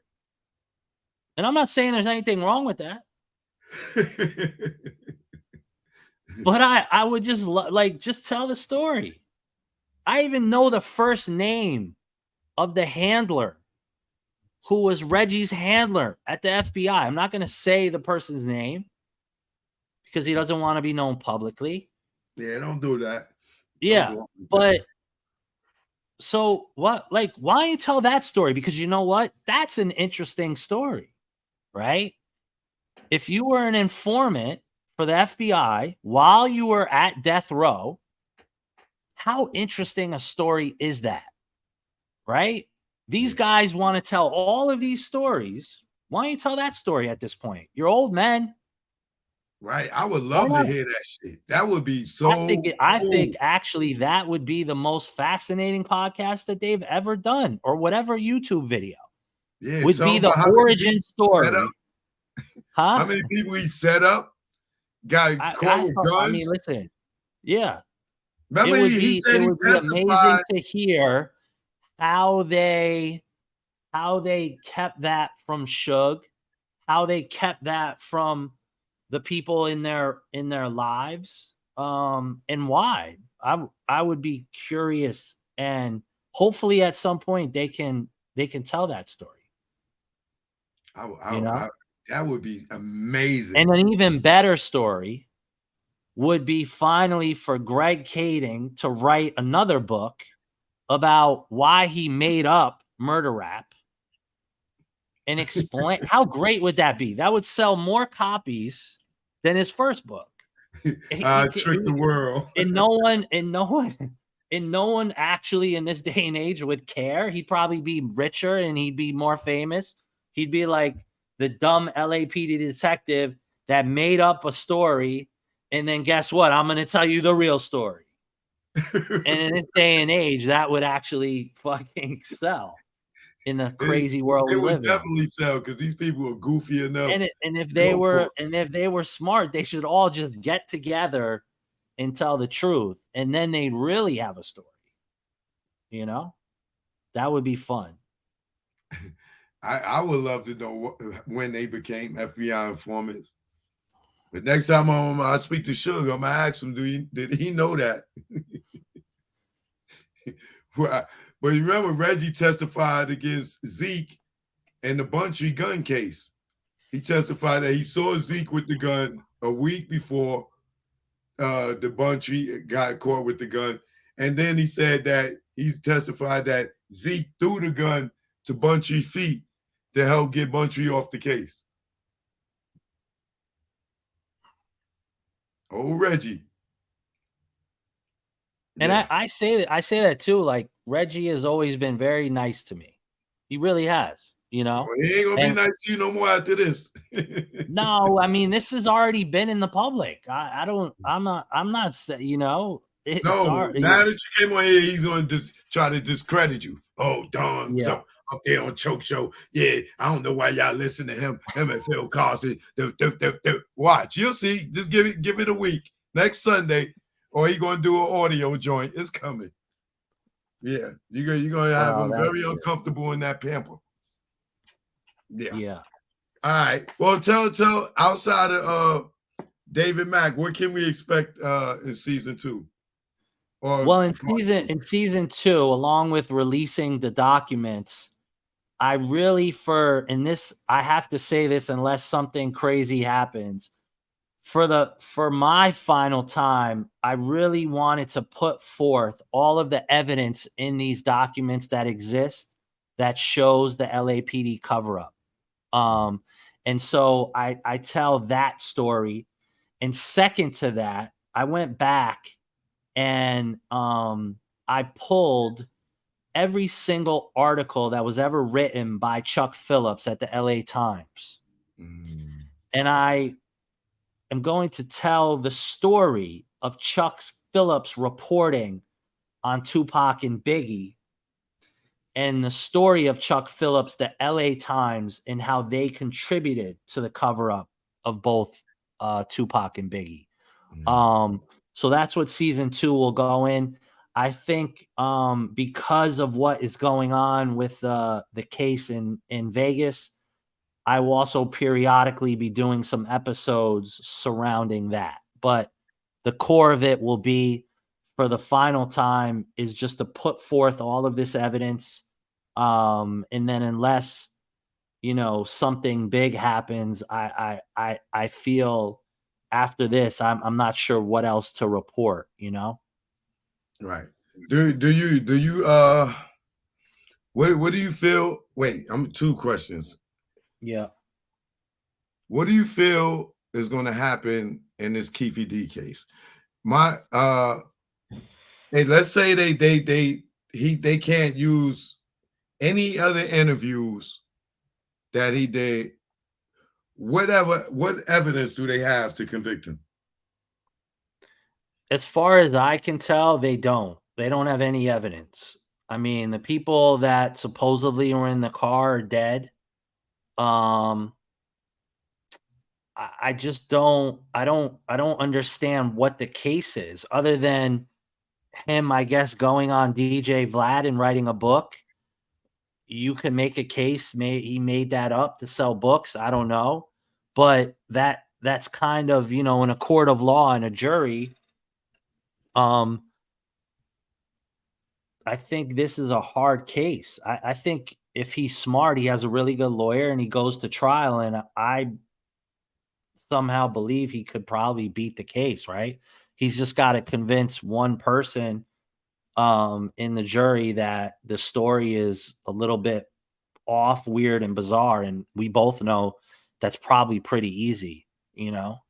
Yeah, because If you he contradicts himself in a lot of the interviews. and I mean, listen, if I'm Keefe and I'm sitting wherever he's sitting, I'm making up the tallest tale I could possibly come up with at this point, right? I mean, why not? I mean, like let's bring in, you know, everyone else to the party and make this a spectacle because why not? You know? Right. So I think What it gets very interesting. do you think that Puffer get involved in this, or did he? You know, again, this goes back to a guy sitting in a jail cell. And there's all kind of things that, you know, possibly add up that you spoke about earlier in some form or fashion. Stranger things have happened, right? Um, and if you, like I said before, I haven't seen this in a very long time. There seems to be this like media narrative of that, right? For some reason. And I'd never seen this before. And coming on here, it's funny. I was just, you know, reading stuff and I'm seeing, you know, 50 says this at a concert and then someone else says this. It's kind of, you know, that story that Mace tells that he told on. Did you see the story that Mace told the other day on their talk show? Pretty Yeah, interesting story, right? right, right, Um, and it's like, are people now kind of feeling comfortable in a way to to say things, to talk about things that for a very long time either people just like didn't want to talk about, and it's like, okay, well, I'll talk about it now, right? right. Um, So you think so it could be a play? how about this? I mean, it could be a play by him, or if he had a smart lawyer, it could be an alternative narrative that he puts forth at trial, right? Um, that, you know, my client was a part of a larger conspiracy and he's the fall guy, and, you know, make him Lee Harvey Oswald or some shit. I don't know. Right, At this point, what's actually interesting about this, and I think we've been laughing about it, is all of this stuff is almost so hard to believe that whatever is said now is kind of accepted. So right. if Greg Kading can write a book and there can be a television series and he can make a documentary about his bullshit, then anything is on the table. Right? You had Yeah, an LAPD detective make up information and not tell the truth. So once that happens, as far as I'm concerned, if I'm a part of this, I'm also gonna spin a fantastic tale. Because especially in Keefe's case, what does he have to lose? I mean, he's locked up and he's gonna be locked up until this goes to trial, and that's gonna take a while, you know? you don't think they'll And give him a bail? I don't think so. I don't think so. I mean, Not I'd be even an surprised. astronomical one. Like it's not like he was running; they caught him right there. I He moved maybe back to Vegas. He's maybe in Vegas when he's if arrested. I if I mean if I was him, I'd hope to get bail, and then I'd be going on every news outlet possible making up a story, because Right. I don't think you have anything to lose at this point, you know. But at the very least, it should be interesting, and you know, I'm sure what it has done is it's given, you know, Reggie's platform another life, um, Oh God, which no, is, you know, which is fascinating. It's given Kading another life, which is fascinating.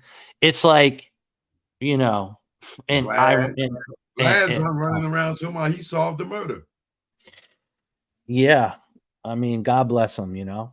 Um, uh, it's great stuff. It's really great stuff, man. Vlad solved the murder. He never Yo, had a badge and a gun in his life. And now he solved the murder. Okay. eh? He went on He Piers does. Morgan and said he solved the murder. Hey, man, this is the world we live in, you know. I think me and you come from a different time, so um, we still have some form of morality or a code left. At least you hope, you know. Yeah. All right. Is there anything else you want to add? Because I don't want to hold you up. No, that's it. I didn't know if you wanted to take some calls, but if not, Oh, yeah. Please let me ask just in case. yeah, All right. sure. If anybody got any questions, let me put the phone number up here. Oh, you But can I come do on. appreciate the time and you having me on. And if there's anything that comes up and you wanna talk again, you know, we could figure out when to do that. You just let me know. All right, cool. I appreciate that. I'm definitely gonna want you to come back once you drop the season 2. Yeah, definitely, All definitely. right. So if anybody got any questions, I'm gonna drop the link in here. If you want to come on, all right. I'm gonna give y'all 5 minutes to call or 5 minutes to come on. If you got any questions, to Dawn, and don't come up here with no nonsense either. All right, let me mute it just in case they say something stupid. No, please don't. Please don't mute it. I love this stuff. Yo, Yes, sir. I got a question. all right, good. So if they know they're informants, so that makes the question that you said the other day about WAC 100. That's why they so scared of him. Because I think they all working. I think they all federated. Could that be true? You heard him? I heard them. I can only speak to the fact that I know for a fact that Reggie and Mob James were at a certain point working with a group within the FBI surrounding investigations into death row. I would not put it past federal law enforcement to have other obvious confidential sources or confidential informants in the world of hip hop. I think it's existed for many years. So I don't know who they are. I'm just telling you what I was given in terms of information because of the investigation I did that allowed me to have access to the FBI. All right, cool.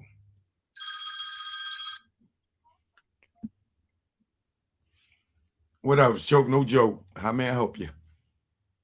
Hey, so it's Miss Louise out of North Carolina. Got a quick question. Do you feel like this whole Tupac murder basically all for money gain? Like, do you feel like the murder could have been solved a long time ago? Do you think the murder could have been solved a long time ago? Is the question.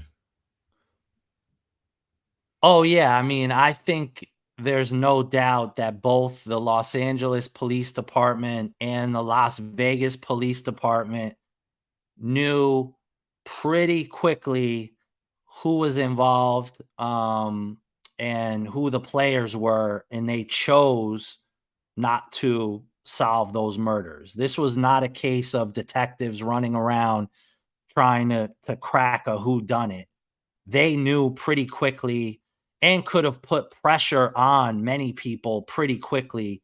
And for various reasons, at the time, I think in Las Vegas, they did not want what in their words would be a circus trial in Las Vegas for tourism and all this other stuff. They did not want that sort of what they saw as negative press. It's ironic now, right, that they've come around to wanting to solve this. Vegas is a different place in 2023 than it was back at that time. So yeah, this could have been solved, you know, I'd say within a year of each murder, these murders could have been solved.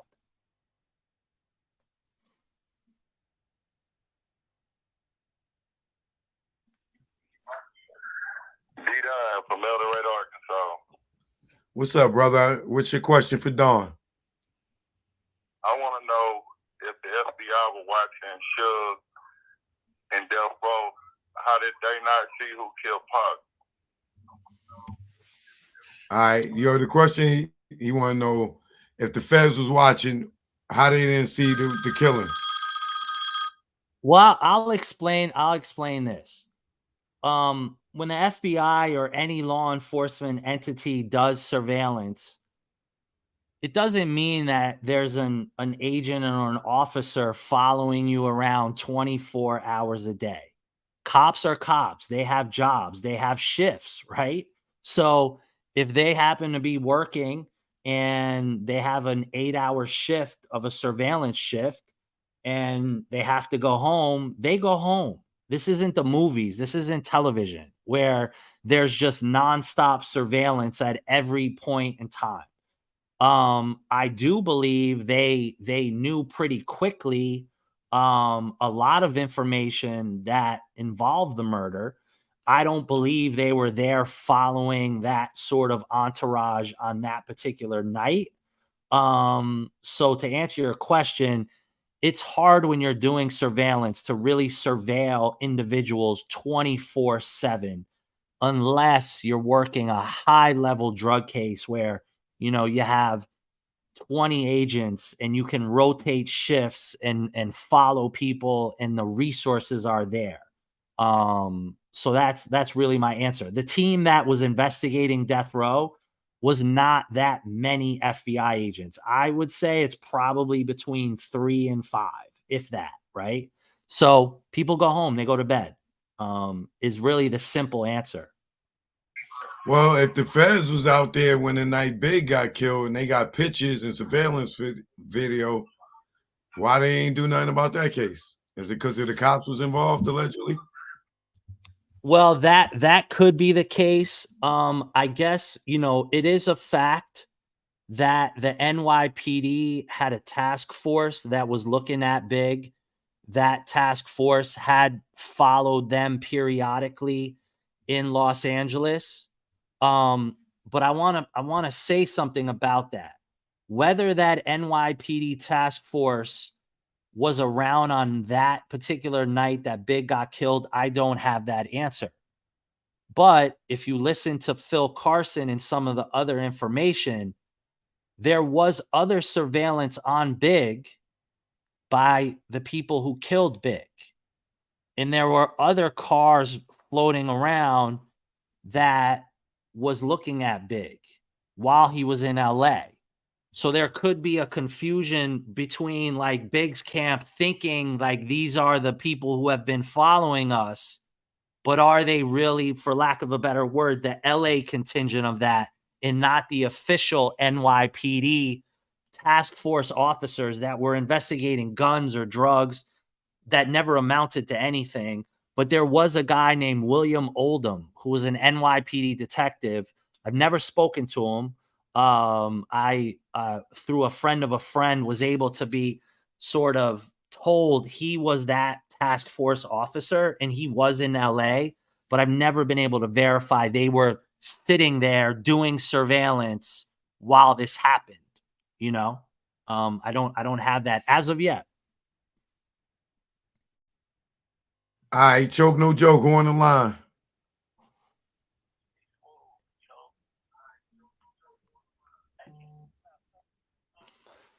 Go ahead, what's your question? My question is, with the New York Police Department having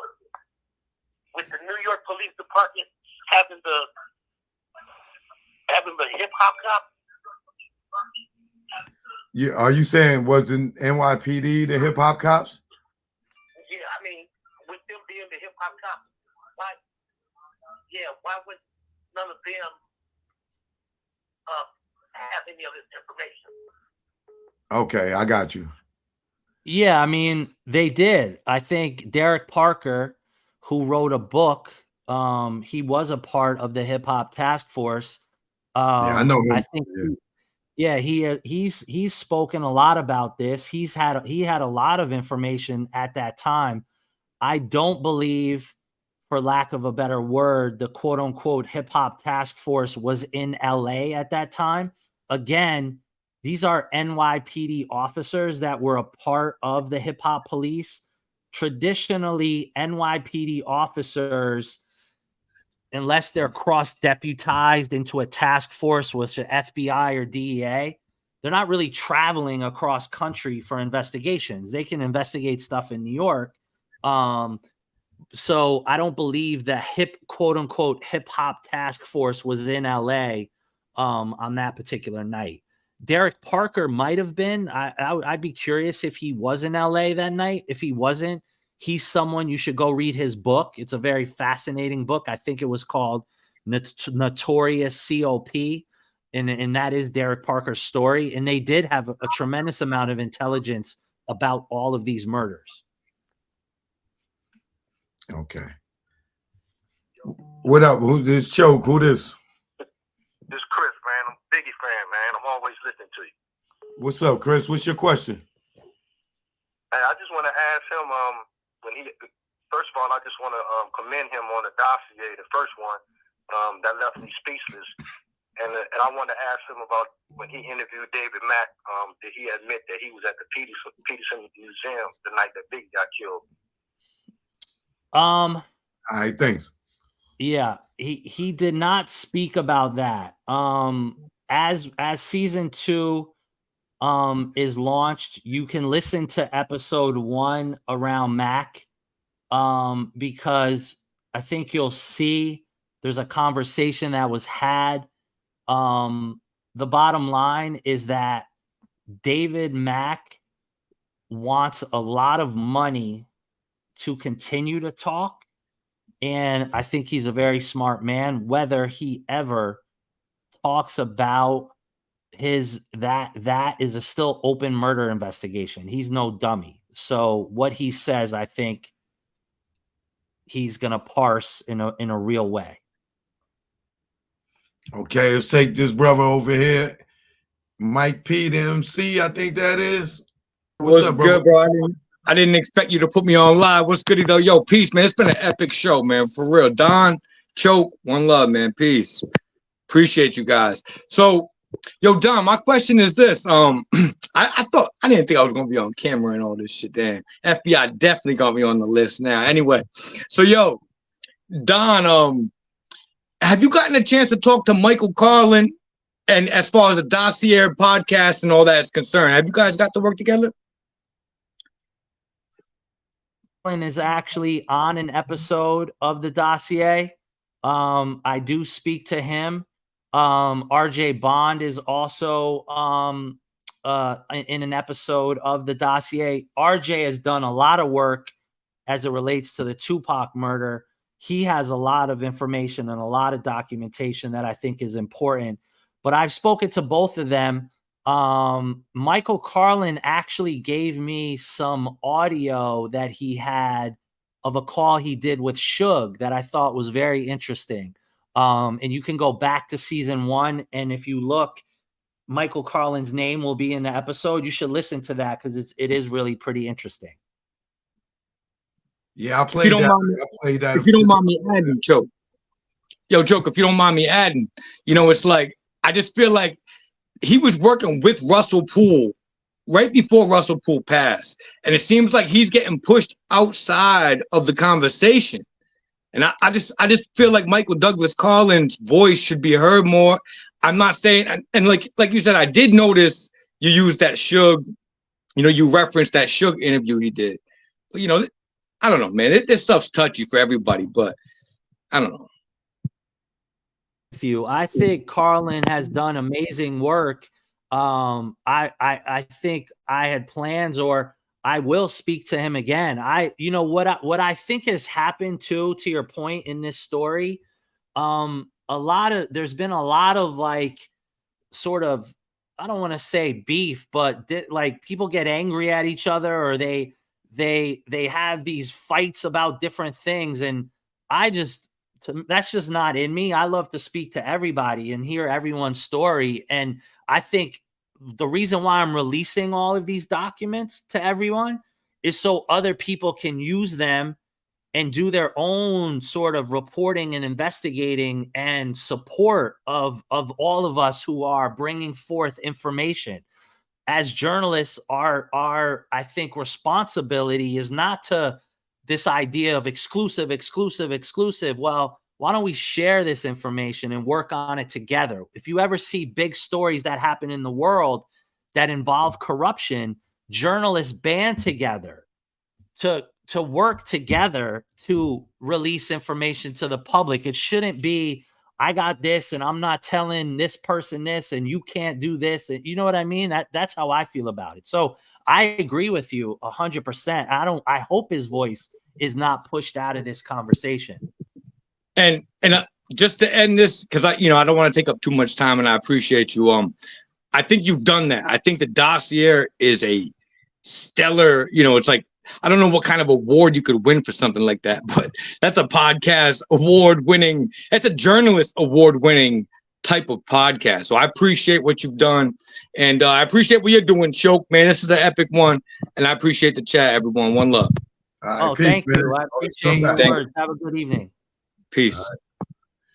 Yeah, maybe you could hook me up with RJ Bond, because yeah, you should have him if you really want to talk about Tupac. Nah, I would love. I reached out to him and he never reached back. I emailed him, I DM'd him, but if you could plug us, I would love that. Yeah, I'll put you in contact with him, because he actually is working on a new documentary right now, on all of this Tupac stuff. And I have to be honest, if I want to talk anything when it comes to Tupac, I call him, right? And I can ask him. Literally today, I had to go to the doctor, and I called him, and I'm on the phone for 20 minutes, and I'm like trying to go into the doctor's office, and RJ is just giving me information after fact after fact. Because again, he's somebody who, he reads the documents, he reads the investigation, he has an open mind to speak to people and look at this stuff. And, if there's anyone who can really give you the scorecard of lies by Reggie Wright, it's RJ Bond. Like he's got that etched in his mind of like, well, he lied here, he lied here, he lied here, he lied here. And that's not a hard thing to do, but he's kept it cohesive, for lack of a better word. Right. Yeah. Like same thing with me. Like I'll go down the rabbit hole. I'm just not going to talk about stuff and not back it with some type of evidence. I'm not like that either. Yeah. But let me see. Yo, who's next? Good evening, Choke. Good evening. Alicia out of Philly. How you doing, Alicia out of Philly? I'm good. I've been loving your coverage of this series. Like you said, the rabbit hole that you go in has been amazing, and not anything that anybody else really covers. So I appreciate it. All right. Thank you. I appreciate you chiming in. What's your question for Dawn? Yeah. My question is, have you heard that there's any merit to the speculation that Rafael Perez is now like a chauffeur for like high profile people, possibly like Weinstein's daughter, anything like that? Yes, that is true. He was a livery car, limo type driver. For a period of time, he was, I believe, Harvey Weinstein's driver, and other celebrities. Whether he is still that, I'm not 100% positive, but that actually is true. 100% that he was a car service driver and did have celebrity clientele. Yeah, I seen some video of him at the airport. All right, what's up, brother? What's your name and where you calling from? I'm calling up Detroit, man. I'm Flossie, man. I just got a question, man, or something that don't make sense to me. If Reggie could call his father ahead of time and warn them about the drama that's coming, why didn't he alert them about the Cadillac so they could have heads up and be watching for the Cadillac if it came? Not only that, when you talk to, I think you were speaking on something about Suge and him. When he said Suge and them were working together when he first got with them, he was saying that to get Suge hurt in prison. You know, trying to relate that Suge had knowledge of him working with the police so something could happen to him. You know, he's trying to play those dirty games to get Suge hurt while he's in jail, too. So Reggie is real slick, man. You got to watch him. I think Don already agreed with that. I said, I think Don agrees with that. But you got something to say to that, Don? Yeah, I mean, listen, anyone that can conduct the various crimes that Reggie has and stay out of jail, anyone that can navigate working with the FBI and sort of, you know, for lack of a better word, get through this world of treachery, you know, yeah, of course, this is somebody who, you know, it has been able to do that. Whether that continues, like Choke said, maybe he Keefe D's himself in a way at some point. It's fascinating. It actually is fascinating. I find it highly fascinating, you know, and he's a highly fascinating character. And when I found out that he, you know, was a part of a crew that was, you know, an informant while death row was going on, it all started to make a little bit more sense, right? In the complete story. All right, hold on. Hold on. All right, what up? This Choke. Who's calling? Choke, what's up, brother? This is Grease from Brooklyn. Peace, peace. What up, BK in the house? What's your question for Don? Peace. First of all, salute to you. I appreciate that. No doubt, God. But two things I want to know: what he felt about the gun that was found that they claim was an outlaw person's gun, and second, does he think that maybe Suge wasn't in on it and Reggie and Suge's wife was gonna line him up to steal the company and do it for the money? All right, good looking. Hold on. You got that? Yes. Oh. I'll talk to the second piece of that. And listen, I think there is a possibility of what you just said happened. I would not put it past the players that were around at that time and the money that was at stake, right? I think when you start talking about in upwards of 50 or $100 million and publishing and what all that stuff was worth, I think why not, right? If you know your father is heavily connected in law enforcement, if you know you're playing the role of law enforcement, if you know you're also working with the FBI, you kind of would feel a little bit invincible and say, well, I can really pull this off. And you know what? I'm smarter than everyone else. And I can make certain steps. Now, can I back that up with proof? Not as of yet. It's something I think people are working on to try and prove, but I can't, you know, I can only tell you a lot of it makes sense, you know, with what I know. Do you know about the gun that Fatal was caught with? Do you know that story? I don't know that story. I'll tell it to you. I'll tell you, I went down the rabbit hole. Now, what happened was this. Tupac had a show in Santa Monica at the House of Blues. As they going in to the House of Blues, they have to go to a metal detector. An off-duty cop there stops Fatal because he has the gun on him. He wants to arrest him, but Reggie won't let him arrest him. Reggie pulls his badge on him or whatever, and like, yo, you can't arrest him, but you can take the gun. So the cop says, all right, well, I'm definitely taking the gun. I'm going to take the gun. I'm going to run it. If the gun is clean, you can have it back. You know what I'm saying? He takes the gun off of Fatal. They don't arrest him. They book it into Santa Monica. He does the, what is it? The N something search. Ivan test. Yes, right? Yeah. They do that test on the gun. The gun comes back clean, right? Brand new gun or whatever. So the detective calls Reggie and tells him, or the officer tells Reggie, you can have the gun back.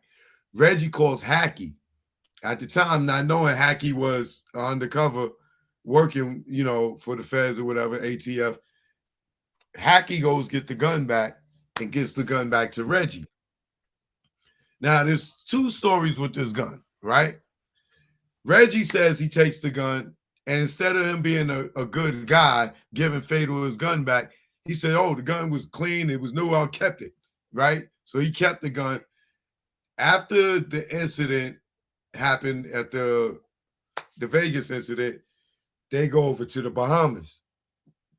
Now, Sugar's still on parole, so technically he ain't supposed to be leaving. You know what I'm saying? So I don't know if he had permission or not, right? But he goes over to the Bahamas. They in the Bahamas, this, that, and the third.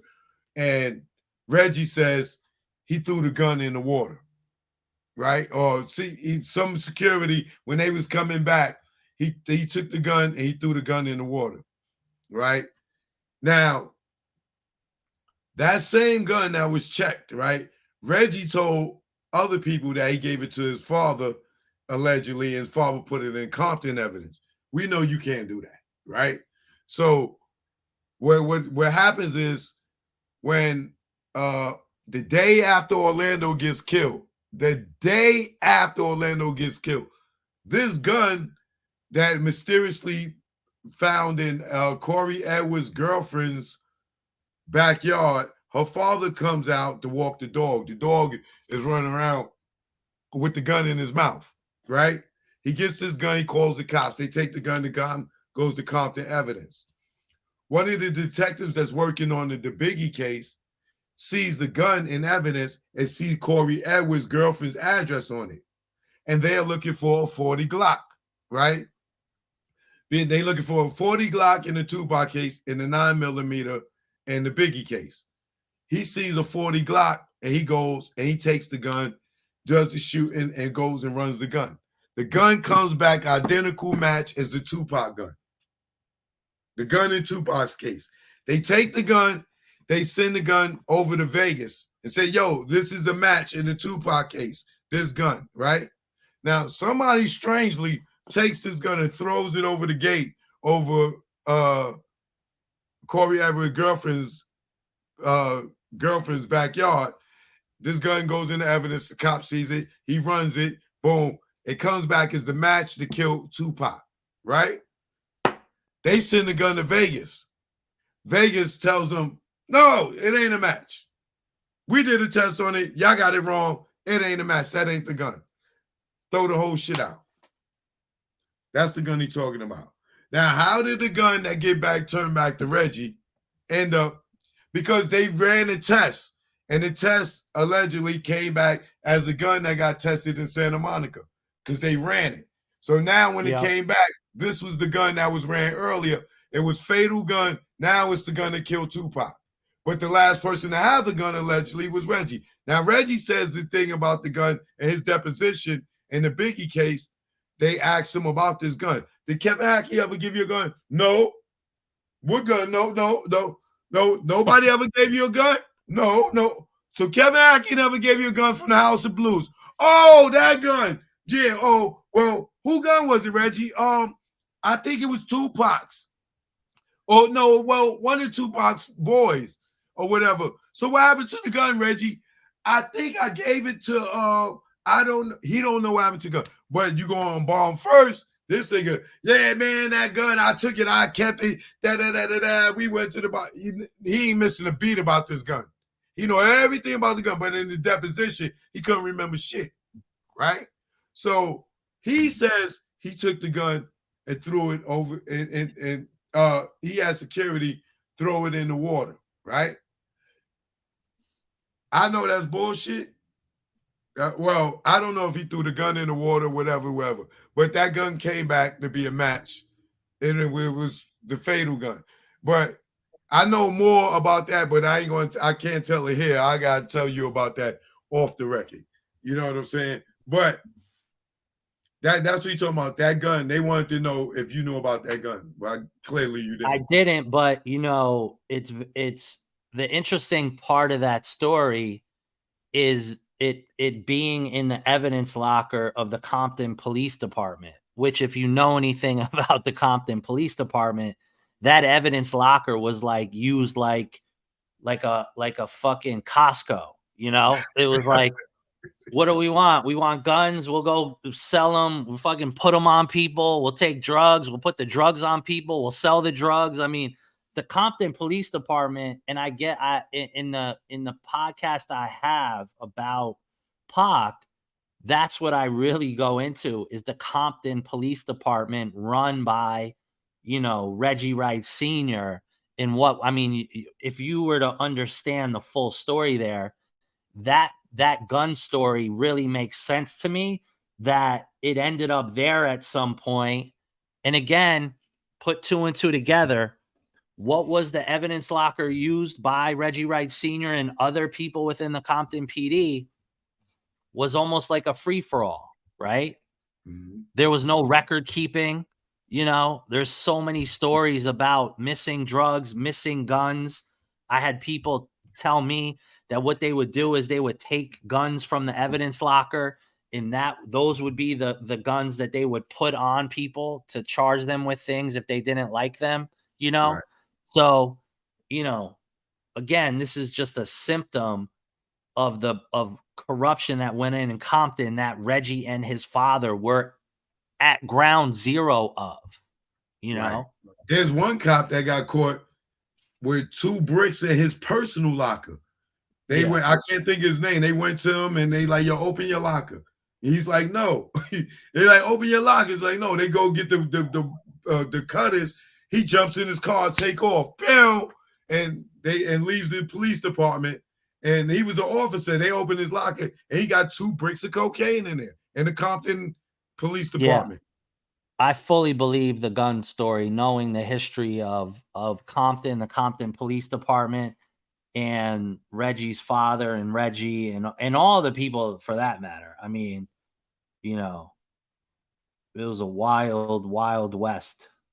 Yeah. Right, I'm going to take 2 more callers. All right. What up, this Choke? Who's this? This Jerry John, man, from home, Louisiana, man. What's up, brother? Yeah, man, I'm trying to ask a question. Gene Deal been saying a lot of things, man, about Puff Daddy and a statement that Puff Daddy made about $1 million, man, that was offered. And the $1 million offer, he said that he heard Puff say he don't care if Tupac got killed or Biggie got killed or Suge went to jail. So if Gene Deal making that statement, why are Gene Deal being questioned and they indicting him or taking a pro offer from him? All right, I got you. Hold on. You next. Hold on. So his question is, if Gene making these statements about that Puff said these different allegations, why isn't Gene being subpoenaed or pulled in because of that's a simple thing, in my opinion.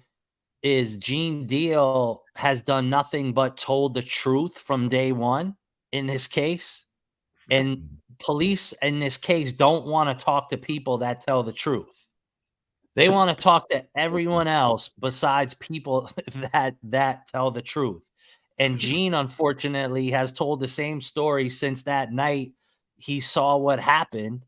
And no one is interested in that because it doesn't fit their narrative. So no one wants to talk to Gene. They didn't even want to talk to Gene when they should have talked to Gene. So they're definitely not going to talk to him now. Right. Okay. Next question. Who's this? Where you calling from? Calling from Jersey. This Justice for Pac and Big? Yes, sir. Oh, what up, homie? What's your question for Dawn? What's going on, Don? My question to you is, so it's a known fact that back in 1998, April 1998, D-Rock was interviewed by Russell Poole, and he identified David Mack in the lineup as being present at the museum. Now, why wasn't D-Rock ever called as a witness to testify at the Wallace civil suit? That's a great question. That's a great question. And first, I'm aware of your work, and I think you do amazing work. So thank you, and please keep that up. I have, and you'll see when I release the documents, the actual signature by D-Rock on the witness card where he did, initial and do that. Why he was not called at the civil trial, I don't have that answer. My assumption is he again, remember, the civil trial was cut short. They were not allowed to sort of put forth all of the case because, they shut the case down when they found those files hidden in robbery homicide. So I can't say maybe D-Rock would have been called in the civil case. I don't have that answer. I can speak to Perry Sanders and ask him that question and sort of report that information to Choke or put it out on the dossier. Or if I get the information, you can send me your email or phone, and I'll text you that information when I have it. But it's a great question. But I definitely will release, and I've seen that statement and that, for lack of a better word, signature of his where he identified the individuals at the Peterson Automotive Museum. You got another question, brother? Yeah. Will you guys be going more deeper into Psycho Mike in this season? Because I know, like, throughout the past couple of years, Kading and Dossier and the whole murder rap team have been trying to throw up extra dirt on that man's name for years. Like, and it's crazy. Like, will you guys do injustice this season? Well, here's my hope. I do know for a fact that there's a video deposition that exists of Psycho Mike. That video deposition, a colleague of mine who I worked on City of Lies, the movie with, has seen that deposition, and it's pretty astounding. The only thing I will say for right now about Psycho Mike is, again, I go back to Richard Valdemar. Richard Valdemar says unequivocally that Psycho Mike, hands down, was one of his most reliable informants that he ever worked with in a highly decorated career as one of the country's top gang investigators. So Kading's whatever story, and whoever wants to say anything about that, again, I default to Sergio Robledo, Richard Valdemar, Phil Carlson as three individuals who led impeccable law enforcement careers, who vouched for Psycho Mike, and yet Kading did what and he's saying what? I don't know. You do the math once again, and I think you know the answer to that. Anything else? No, that's it, man. I'm good. Thank you for answering my questions. I appreciate it, man. Thank All you. right, man. Yeah, keep doing good work, man. We appreciate you. Yes, sir. Absolutely. All right. Hold on. I got one more.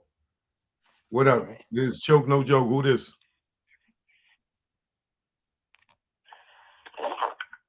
Hello? I was supposed to be the Ministry Society, right? I read and everything. They got the deal because of your boy. They was my niggas that used to do all these videos for me. They was the niggas that was talking that we should help their black brother shit, and I helped their punk ass. You know what I'm saying? We was helping them all the way. They got a little movie deal and try to act white. Wait. Slow down, brother. Slow down. Before I choose my motherfucking principles, my manhood. So I said, okay, cool. Fire me from this honey. And who's a Muslim. There ain't no such thing. I refuse to play parts that don't exist. I will be a young nigga, but I will be a. I'm sorry. Was that a recording of Tupac? I think so. That was definitely a Tupac. I'm surprised that Reggie hasn't called and disguised his voice. I mean, he probably tried to. It's been so many calls that I mean, it's a lot of calls that I missed. So I don't know. He probably tried. But this is gonna be the last one. Hello? What up? This Choke No Joke. You called? Yes, love. Hey, I just had are you still doing your questioning and stuff like that? Yes, you live on the air right now. Hey, dear, I just had a question and slash comment. We already know that there's a relationship established with Keefe D and P. Diddy. But it's more than a relationship. It's a monetary relationship that's established.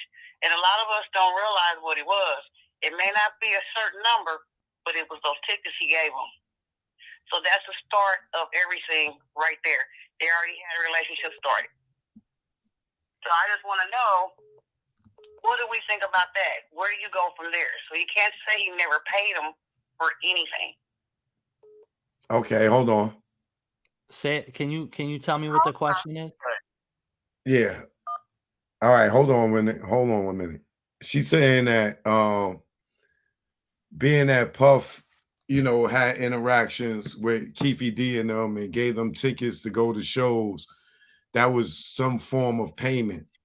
So why do people overlook that, he was already paying them and they had a relationship? Hey, again, what I'll default to is what I said earlier, where for the first time, I'm starting to see all of these stories come out from interesting people. And I'll put 50 on there, I'll put Mace on there, some other people I've seen that are saying these things. I think it's all very interesting.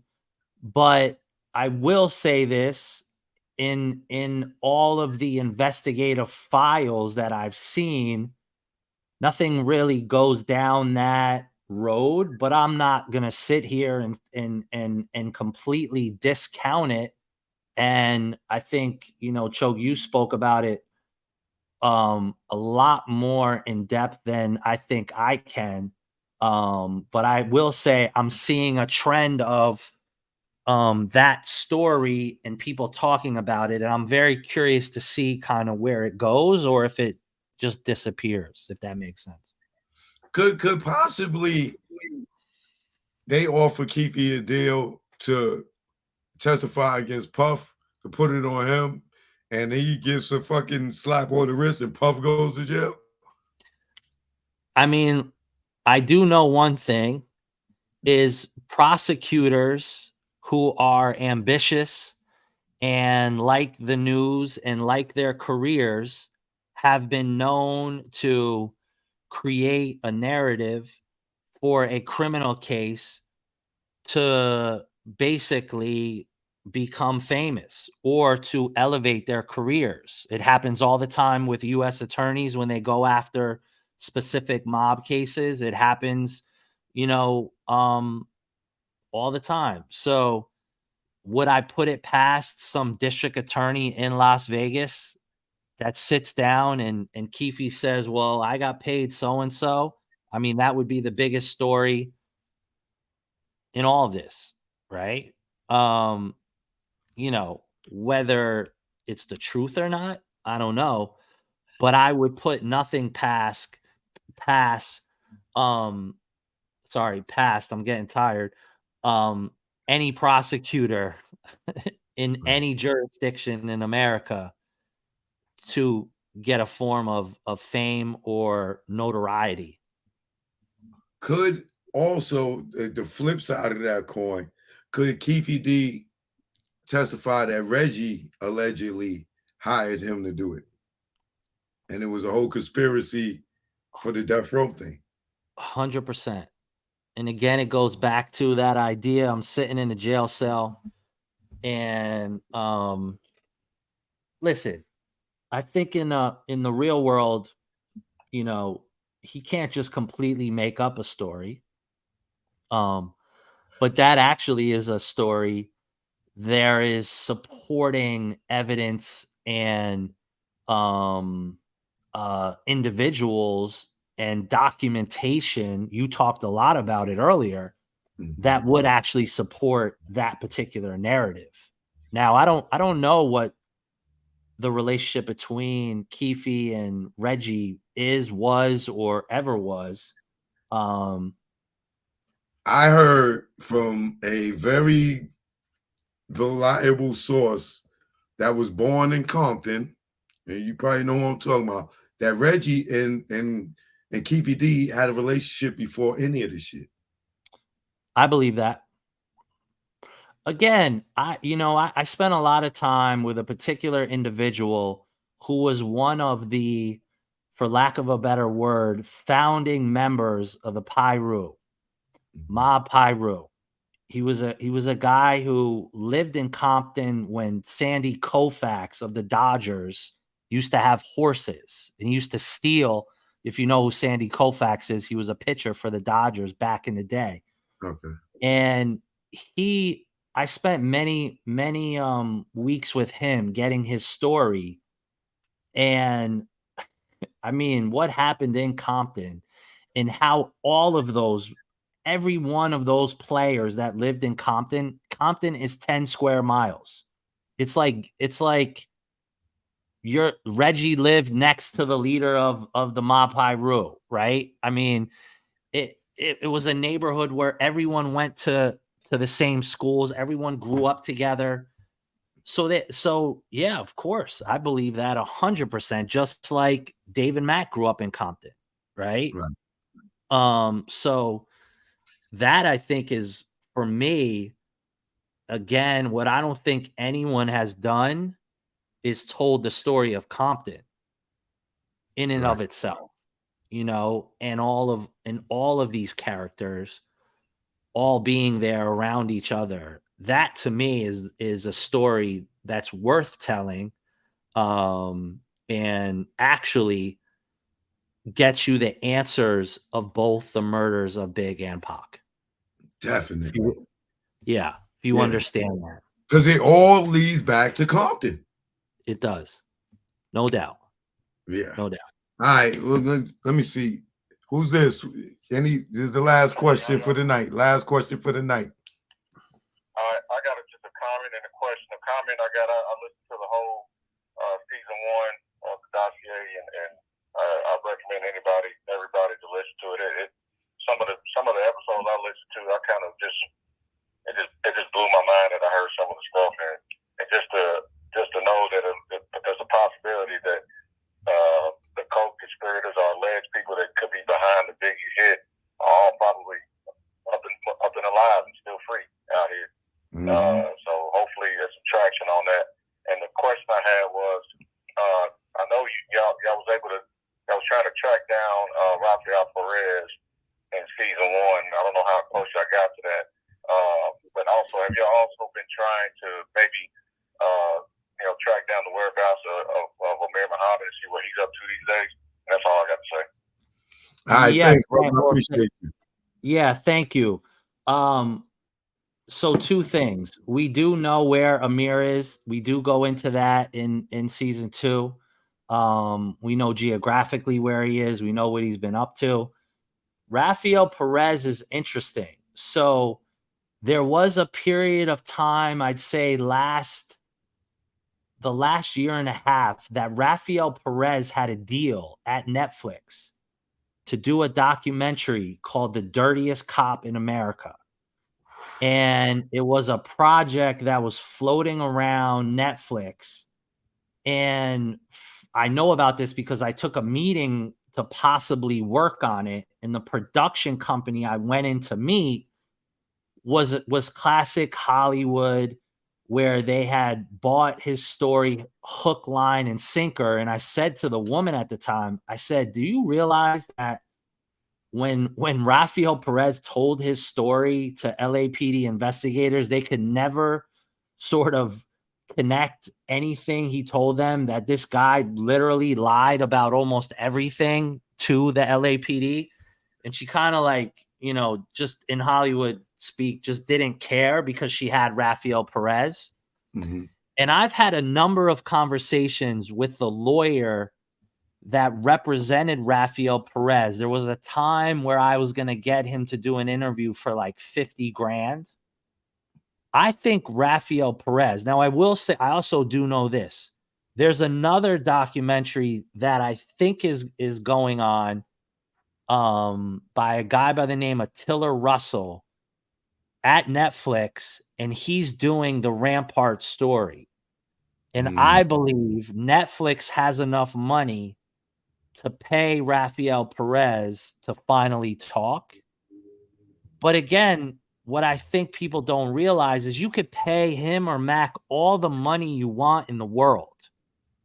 But how do you tell they're ever telling the truth? One, and they're not fucking dumb. They're not going to talk about anything having to do with Biggie because there is no statute of limitations on murder.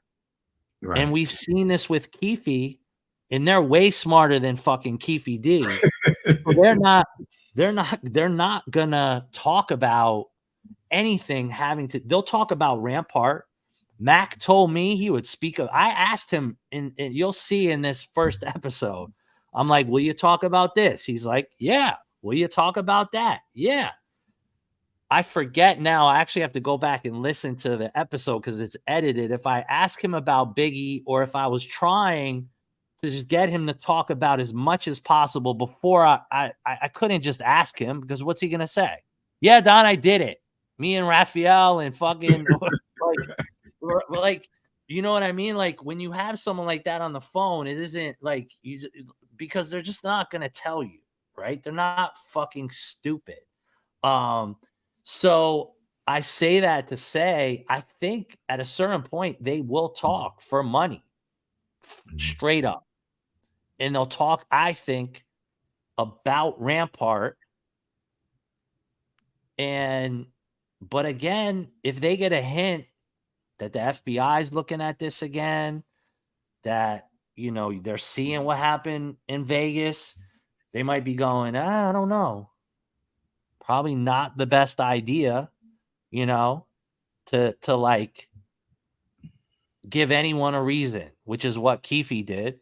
Because he was like, well, let me go on Vlad. Let me write a fucking book. Let me talk to everyone that will listen. And now he sits in jail, Right. All right. The last question I would ask, since we just mentioned Vlad, is what do you feel about the guys that go on Vlad? Because people always say, oh, Vlad ain't the police. They shouldn't answer these questions. They should know better. But I done seen from AR Rap to so many guys that went up on Vlad and ended up in jail. And then now, only with the Keefe D thing, he want to take credit for it. Say, oh, I solved the murder. I got him locked up. But with this culture of going up on there and talking criminology, what do you think about that? Well, I think it's fascinating because, one, very smart investigators, no matter where they are, if they're in a local police department, if they're at the FBI, if they're at the DEA, if they're guys, this has happened a few times with some of these mob podcasts where these guys will go on fucking mob podcasts and be like, I did this, I did that, blah, blah, blah, blah, blah. And they're brought back to jail. So to me, it's an utter mystery because they can't be getting paid that much. So why? I guess fame is a hell of a drug that they just want to talk. And I don't really understand it. And here's the thing. What is actually the most fascinating part of them going and speaking to Vlad is maybe he gives them, I don't know, a few $1,000, right? Mm-hmm. The only person that's making money is Vlad. If they really had an interesting story, they could take it and go do a book and do whatever. But they're putting it on Vlad and they're telling the whole story. and he's making, God bless him again. I mean, listen, he's making millions, and they're telling on themselves and other people, right? Don't even think about that. Like, I'm sure I don't I have it's tough to just consume everything, but I'm sure they're telling on other people. People are obviously watching, and investigators are watching, and I don't know. It seems sort of backwards about everything you know about what you were told if you wanted to be a criminal when you were becoming a criminal. It's like my dear friend always said, nobody talks, everybody walks. It's a very simple fucking, equation in the criminal justice system. Right. And that has that has gone out the window. And it is fascinating to watch in real time, you know? Yeah. But I mean, that's no different than, you go into any police department in this day and age, and the fucking detectives have burner Facebook accounts and burner Instagram accounts, and they're on social media looking at the guns, and it's like, oh, okay, this guy just went and posted the gun, and I was just in Chicago for a year doing a documentary, and the you see the evidence of gang investigators or homicide investigators where they're literally pulling up Instagram and going, "Oh, you have the AR and you're live right now? Okay, let's send the unit there." Like, this isn't what are we talking about? It's pretty crazy, right? Yeah, it's definitely a big part of it is just fame. People want to be Sure, famous. sure, You know what I sure. mean? Stupid. But I appreciate you, man. You're welcome anytime to come through. Thanks, You Joe. know, I I appreciate really appreciate you. Yeah, keep up the good work, man. And whenever you want to talk again, I'm here. I'm sure we could take some more calls, another time. But I appreciate this. I dearly do. I don't on purpose. I've been very sort of selective about doing these types of things. I really like the work to speak to itself. But when you reached out, that you're like one that I was like, yes, I have to do this, and I'm glad I did. It was fun. I appreciate that, man. I appreciate that. I feel special. I feel special. But No, thanks, man. yeah, man, please hook me up with RJ, man. I would I love that. will. I'll Yeah. speak to him in the morning, and I'll set that up. And you should really talk. If you guys could really, I mean, you guys could talk. Like I said, I'm not the biggest expert on that stuff. I can give you opinions. I haven't looked at it as much as I have the other stuff, but he like real deal. Yeah. I can't wait for you to put out this paperwork. I hope that paperwork comes out and it makes them reopen the case and then go grab these dudes, man. That's Yeah. what I hope happens. Well, But go we'll ahead and see. let everybody know the date again, when it's coming out, where they can find it, and give them your social media. So the Dossier season 2 comes out Monday, October 23rd, wherever you listen to podcasts. Just search the Dossier, the LAPD cover up of the murder of Biggie. And the documents will be released on Monday, October 23rd at www.criminalmindedmedia.com. All the information, the documents, further videos, depositions, Mario Hammond's video deposition from inside San Quentin prison. You can watch that there. Everything that I've had over the course of the last 8 years in terms of evidence, I'm putting up for people to download, use it, put on their platforms, whatever they want to do. Awesome. I can't wait. You got my full support. Anything you need, holla at me. Thanks, Joe. Have a good night. All right. Peace out, man. Thank you, Dawn. Shout out to Dawn.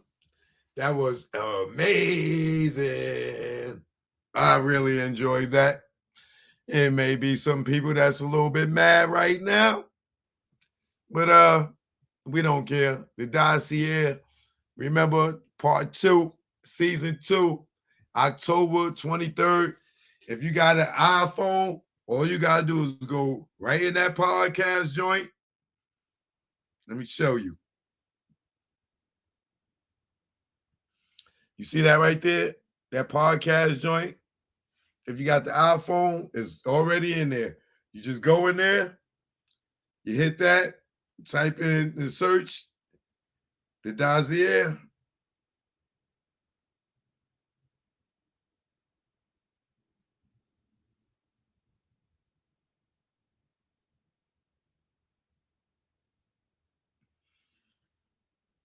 That was season 1.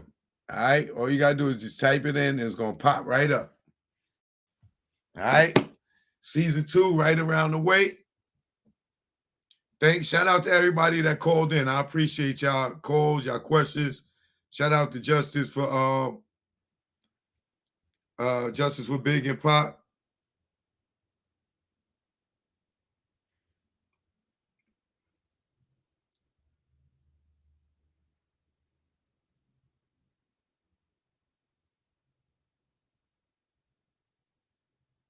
Show you let's see.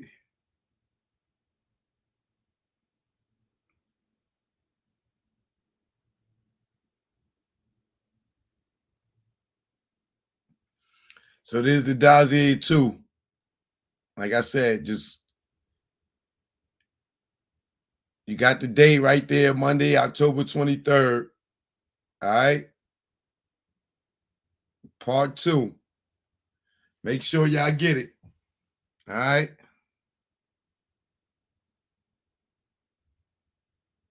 I see a few of y'all hit me.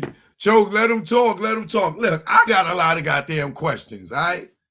I got a lot of questions. Y'all might not know the answer to some of it. All right. But I got a lot of questions. I had the man up here for 3 hours. All right. It's a whole lot. I'm trying to get as much as I could out. Shout out to Blood Money. I appreciate it. And niggas said, Jokes, don't use the N-word in front of white people. I got you. I'm sorry. Shout out to CB. Good looking. Appreciate it.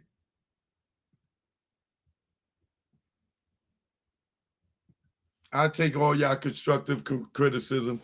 You know, yeah, it's okay. I know I may have cut them off a few times, and y'all, you know, but I had a lot of questions.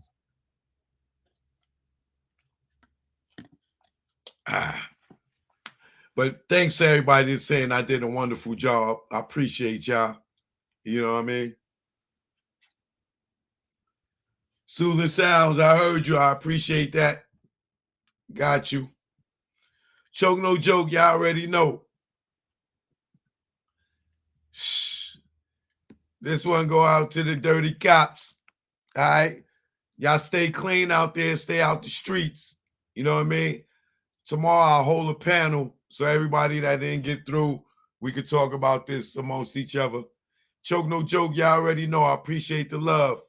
Shout out to Dawn once again. Shout out to Phil Carlson, RJ Bond, you know, all those that did the work. Justice for Big and Pop, or Pac and Big. You know what it is, man. Jane Dill, all y'all. Peace and love, man. See y'all tomorrow in the morning.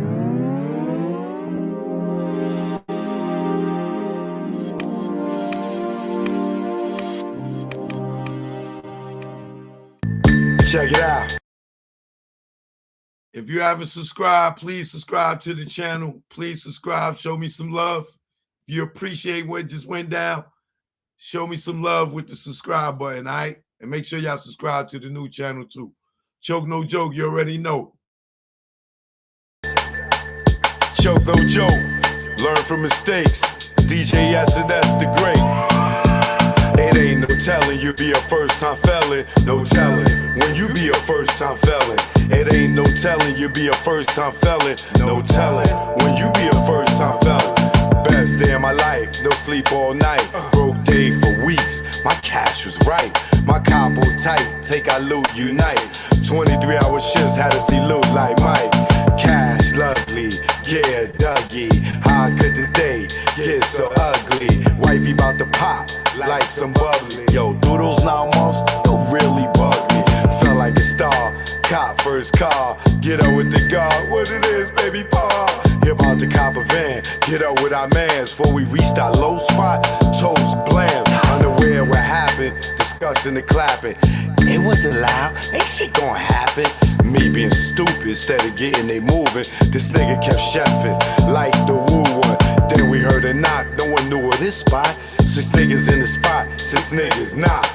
Ain't no telling you be a first time felon. No telling when you be a first time felon.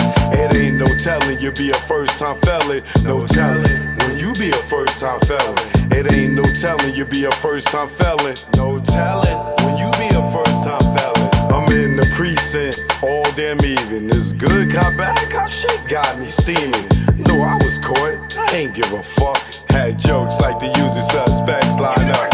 Boot times up, came back fuck. Shirt wrinkled up, my pigs roughed me up. Time's up, heard them clink of the cuffs. Niggas was so deep they had to call on the bus. Everybody that checks outside waiting on us like ghetto celebs. Our cells ain't plush. 5 in the book and gave a whooping. He never forget, they gotta be split. Up in the courtroom, they cause it ruckus. Everybody that checks waiting on us. Try to bail us out, that thought got thrown out. Bill one so high, I couldn't bail half a nigga out. Hopped out, that's what first fell in the bow. Back on the bus, Rikers the row. Wifey in the courtroom crying out. We love y'all with tears running in their mouth. It ain't no telling you be a first time felon. No telling when you be a first time felon. It ain't no telling you be a first time felon. No telling when you be a first time felon. They counted me out, 'cause I didn't wanna get down. Niggas talking about God there. What God? What God are you talking about? Say his name.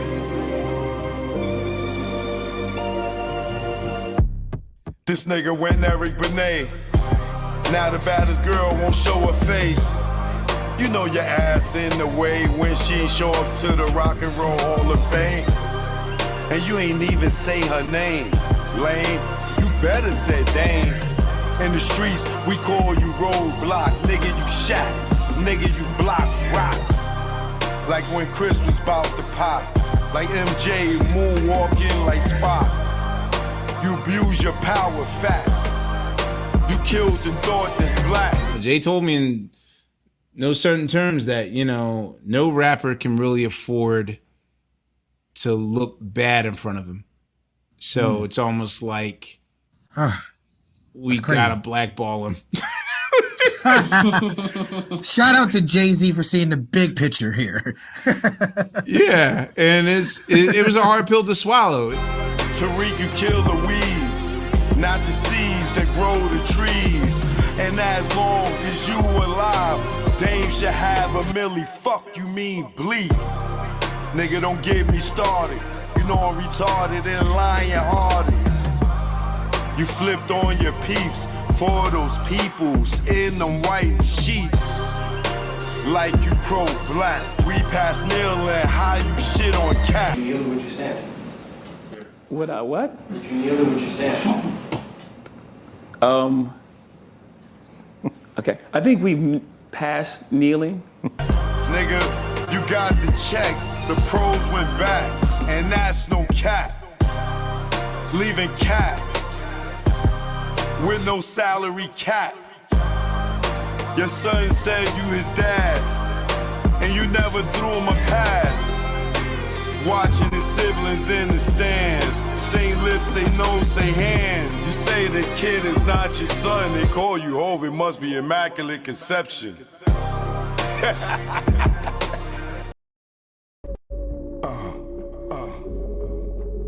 Choke, no joke. You already know. Y'all know I love that cooch. You know what this is. I love that cooch. Yeah. It's the A thing. Clean cooch. Let's go. Yo, what's up? My nuts when I wake up. Got more than wood and I just bust one. And mahogany, I'm Ron Osley. Between the sheets, she want to ski. And just shout with me with what I thought was pee. She rolled the D, her water broke B. Not pregnant, but baptized me. I'm down for more changed the sheet. She said, please, I want more. Next thing I know, mattress dripping the floor from her juices. Oral had me stoned, had a Corinne and Medusa in one. And when I look in her eyes, between her thighs, I tell you no lie, ain't shit won't buy. I rob and take it for me to taste it. Red Lobster, pussy, biscuit, freshly baked. Eat that coochie all night. She sprayed my face like Shook Sprite. I love her. I eat her coochie all night. She sprayed my face like Shook Sprite. I love her. Suck my nuts when I wake up. Got morning wood and I just bust one. In mahogany, I'm raw eyes lead between the sheets. She want to ski and just shout with me with what I thought was pee. She rolled the D, her water broke B. Not pregnant, but baptized me. I'm down for more love, but change the sheet. She said, please, I want more. Next thing I know, mattress dripping the floor from her juices. Oral had me stoned, had a Corinne and Medusa in one. And when I look in her eyes, between her thighs, I tell you no lie, ain't shit won't buy. I rob and take it for me to taste it. Red Lobster, pussy, biscuit, freshly baked. Eat that coochie all night. She sprayed my face like Shook Sprite. I love her.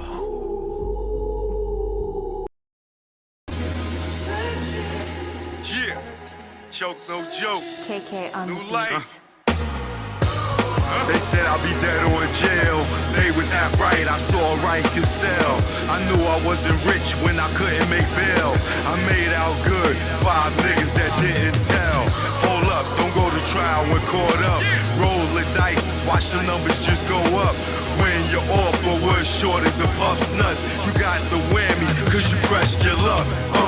You could have been back on the town, industry bound, no more busting it down. To quarters, half O's, having to catch the flow, and reassuring those who act like they don't know that the ratchet let go. If you think we won't fill them hollow points up with mercury, send them to another planet, leave them screaming like Mike and Janet. Niggas can't stand it.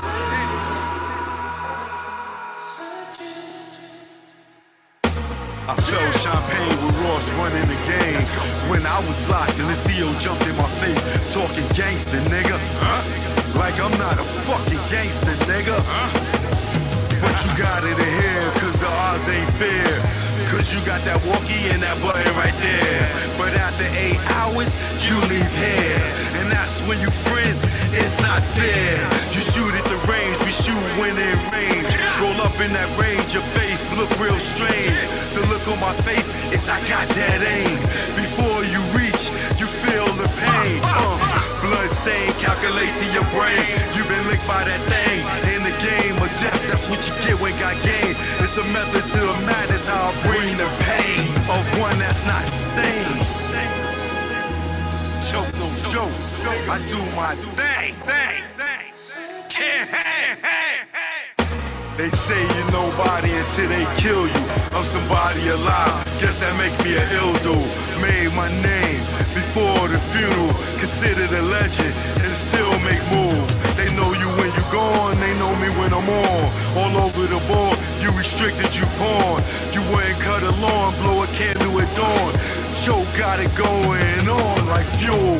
Some of you fools is more ass than mule. Never rule like Rick, but Mona Lisa in your crib. Haters mad cause I'm doing what they wish they did. Without the rock, it's still gunning like Chris. Nigga try to block, I tomahawk this shit. Nigga looking down at me, now he looking at dick. Pause, just determined shit. It's choke, no joke. Nigga, I'm lit. Fired up. And we recorded. Oh yeah. My man had to come through and make sure it went through. Y'all niggas is in trouble. Choke no joke. I ain't no joke, the mixtape. We here now. You already know. Let's go. choke chillin', got away from them billin'.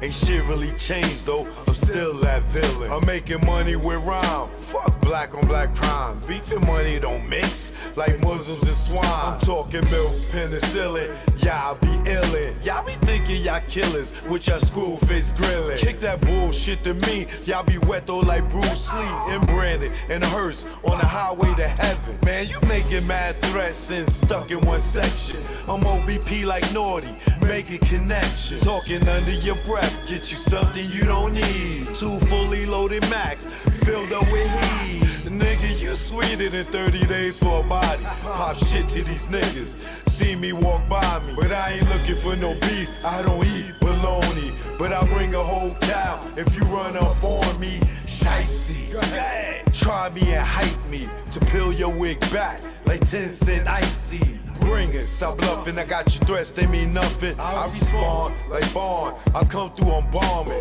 Playing bodegas, flipping Montega. You tan in the Jacks, I tan in Jamaica. Faker, wouldn't bust if he raped ya. Your chick out blazed her, hit it like Jada. While you blew up a pager, had to breathe like Vader. Your star at war, with the lightsaber. I'm here to lyrically tear your red, nigga, you a spear. I jack you up, now you outta here. Throw me on the 600. Now fucking nigga humming, blowing down 8th Ave with a bad bitch blunted. I take it there. Y'all niggas don't want it. Y'all niggas don't want it. Y'all niggas don't want it with no joke. Who you thought it be? Represent the NYC.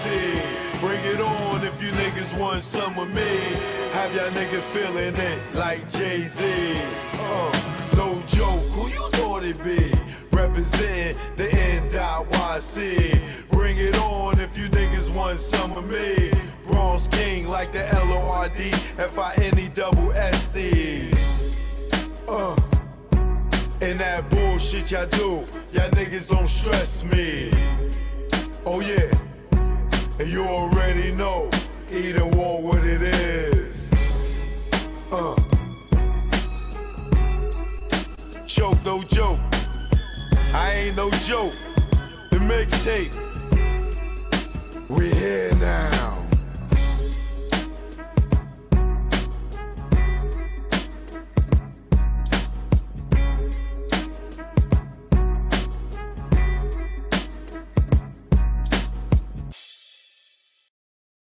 Out here in DR, my man Delvin, see him? Yeah. In Dominican Republic. Alright? Yeah. We here. Yeah. Joke, no joke. Primo, you ain't want to give me no beat, so I'm stealing one. Take it personal. You know you my guy, Primo, love you. You gonna give me a beat after this one. I never thought that you would cry me, go against me, and backstab me. Third eye is strong, word is bond. Put you on the fakes, and now you won. I gave you support, and you play me. For those who play with butt, yeah, I'm talking Breakfast Club, Revolt, whatever. All I know is birds of a feather. Hang with those that they hate. Once the realness, now you fake, and I see through you. What you gon' do when they book you and your Duke shoot? I know you think I'm expose you. This ain't no threat, take it personal. Choke, no joke. 2023, it's on me. You hear me? 2023 is on me. They say, why I don't come around the game? Cause all y'all do is undercover gay. And I don't play those fucking games. Yo, stop the track, I'm fucking Slay. Rest in peace, K. Slay, man. Let's get to the next one.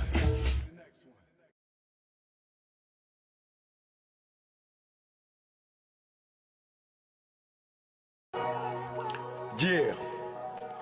Choke, no joke. You know what it is. Learn from mistakes out right now on all platforms. This one right here is for the mixtape. Let's go. Yo, Nas, I ain't do this for clout. I'm just a real nigga trying to figure you out. How you don't put blood in this Judas mouth. Talking Japanese wine like you fanning out. Blushing at this bitch that disrespects your kid and her earth. Calm it, I know that it hurt. You know, back then when he made these disparaging remarks and comments about my daughter and created this disgusting visual, there were so many people around him that stayed quiet. They said absolutely nothing. Carmen, I know that it hurt. You said Pac left us. When rappers that wink at other rappers in the studio, which made me think, yo, what he got on you? And homie in pink, cause at Webster Hall, he didn't stream one link. Yo, y'all glutton for punishment. I'm sick and I'm done with it. If it was part of your plan, Nas, hard my word on it. I'm just your fan. With little celebrity, some say it's just the hate in me. Nah, I'm cut from a cloth. You don't brush shit off. Well, the penthouse of law gotta have a ceiling. Only forgive hoes with sexual healing. And that thought right now is not appealing. With these chicks, with the dicks like Little Nas. X, I'm not a fan. You damaged your brand. Yo, Nas, don't ever do that shit again. I'm signing off. Esco stand. Yeah. Choke no joke, you know what it is. You know what it is. Oh yeah, and you nigga, I ain't sorry for shit. I ain't with your boys' games, nigga, I'm with the shit. Wedge. Webster Dictionary defines the word as a substance that is used for splitting wood or rocks. Something causing a breach or separation. It's funny what that lens can capture. Separation, division. How y'all having a meeting about Jay without? Nope, not drugs right there. Nobody told me nothing. How come y'all having a market meeting without Jay? Without Jay? Without? I don't get it. It's 10:30 in the morning. And you want to get Leo? Please go get him. No, actually, I was just gonna go to the restroom. Okay. Why are you leaving? I'm asking a question. She doesn't have an answer. Well, I'm wondering what line of thought is it, what pattern is it, John McNeely and all of y'all, that y'all have my biggest artists here, and y'all in here, y'all Def Jam staff is dealing with Jay's marketing without me. Please explain that to me, because this seems treacherous. And animosity. What you mean bullshit? The fuck, y'all niggas having meetings about my artist without calling me? It ain't no bullshit. It ain't no bullshit. Man, look, oh y'all look, everybody here is ashamed of y'all. Who wants to work under a cow? They don't have to. Cow. I ain't with your boys' games, nigga, I'm with the shit. I'm nothing like Nas, I'm with the shit. I'm more like Jungle, wanting to bust your shit. But bro got me on chill. He said I'm illmatic, with the static, with the ratchets. Let's go to Brooklyn, cause he gotta have it. School days, would've called you faggot and smoked you like a Spike Lee joint. Yo, the greatest of all timers, got hit with all timers. You buster, nigga, your mic with the shiner. Knockout. Yeah, one-liners, give you a reason to be a one-eye without reasonable doubt. You been a liar. You headache king, Jazzo inspired, rape Damon. So they trying to take our franchise from us.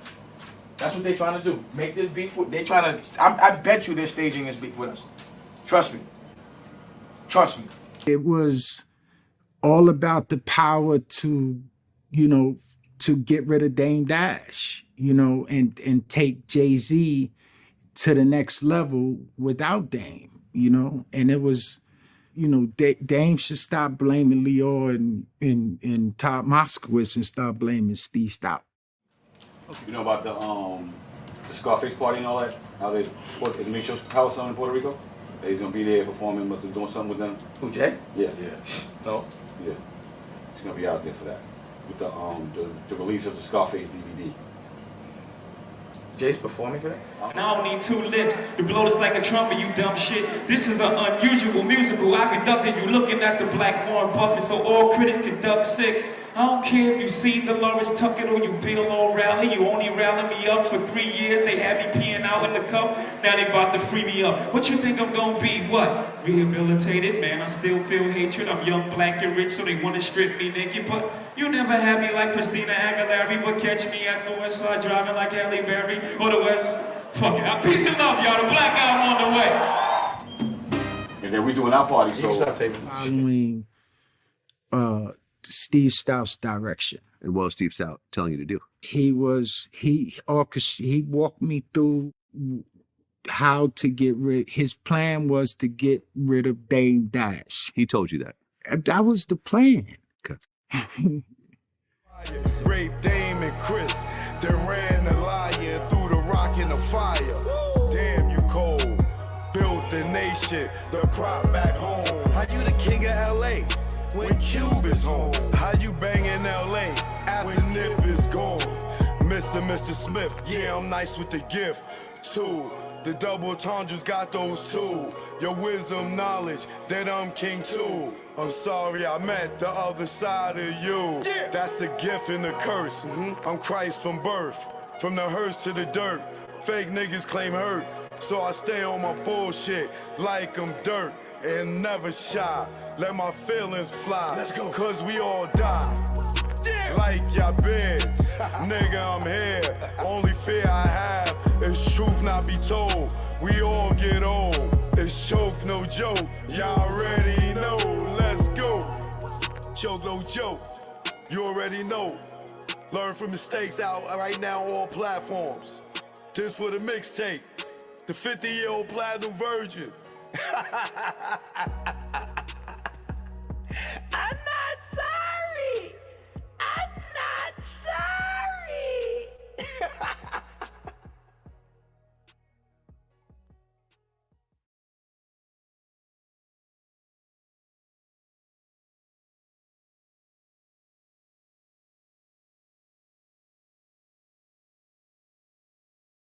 Welcome to AMC Theater 11. Enjoy your show.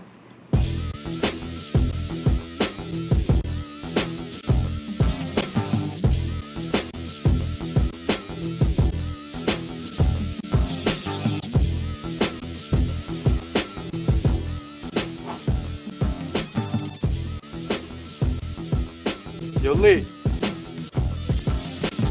Run the rail.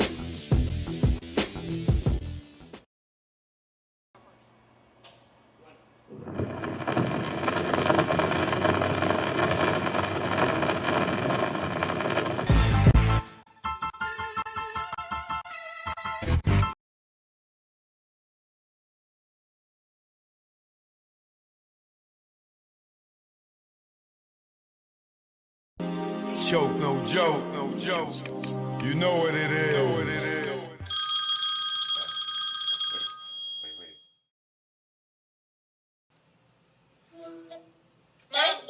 Hey, son. Hi, when are you coming home?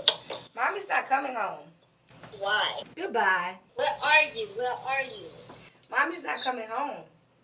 Why? Tell Daddy I'm not coming home. Why? Goodbye. Bye. What am I supposed to do? Tell this 10-year-old boy I'm getting some new dick or something? Check. Yeah. Choke, no joke. Know what it is. This go out to the desperate housewives in New York, Atlanta, Texas, California, Miami, Mississippi.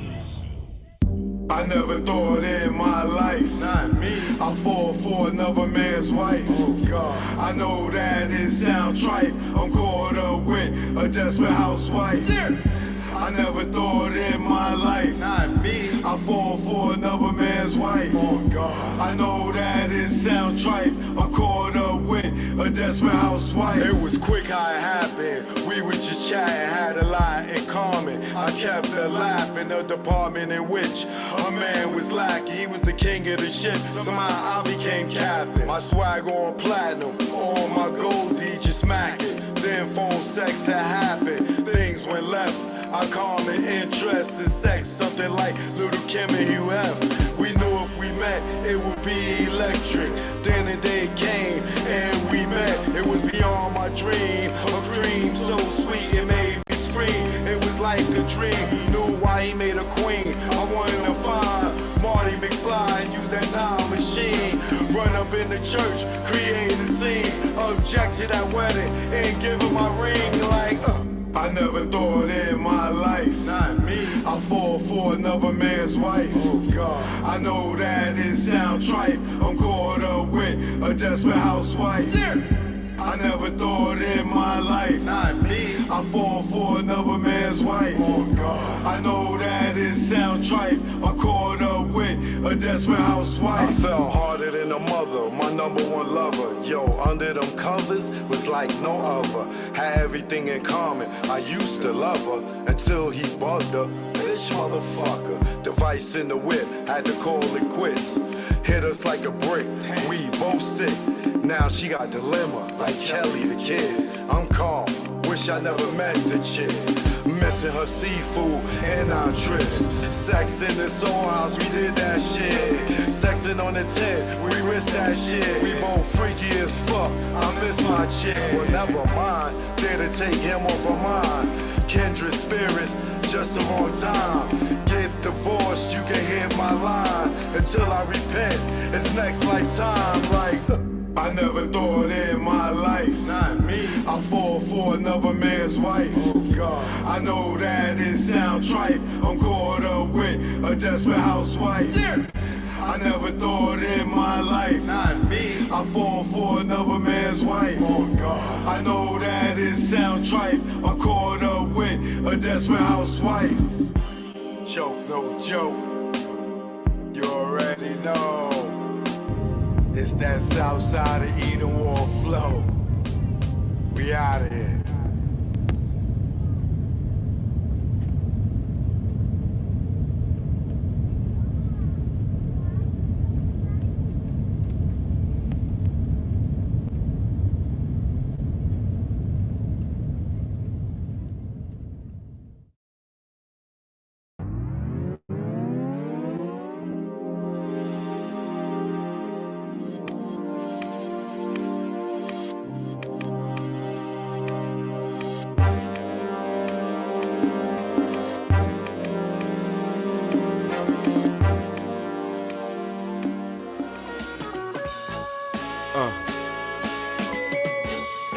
This go out to all the PJs around the world.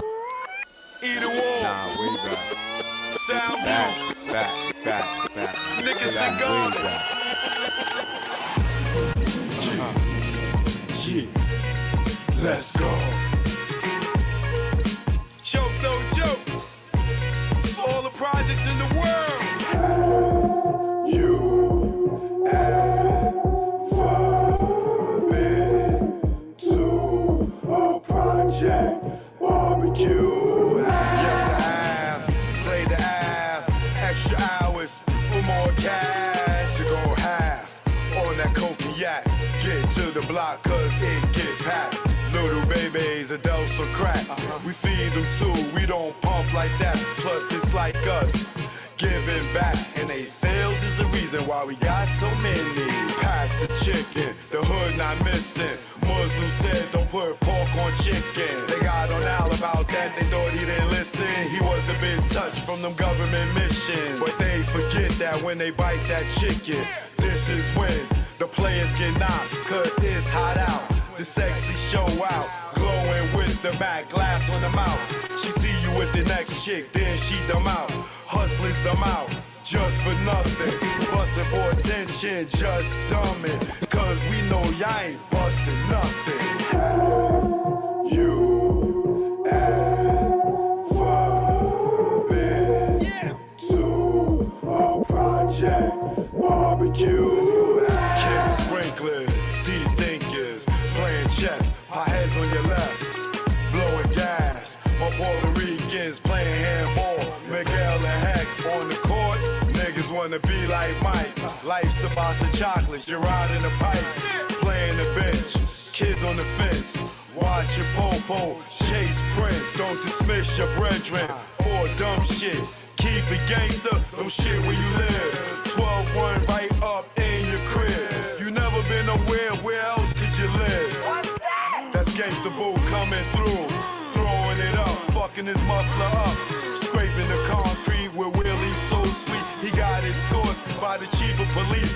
From 233rd, Laconia to Gun Hill Road. Got knocked, didn't tell like Joe. Period. Okay.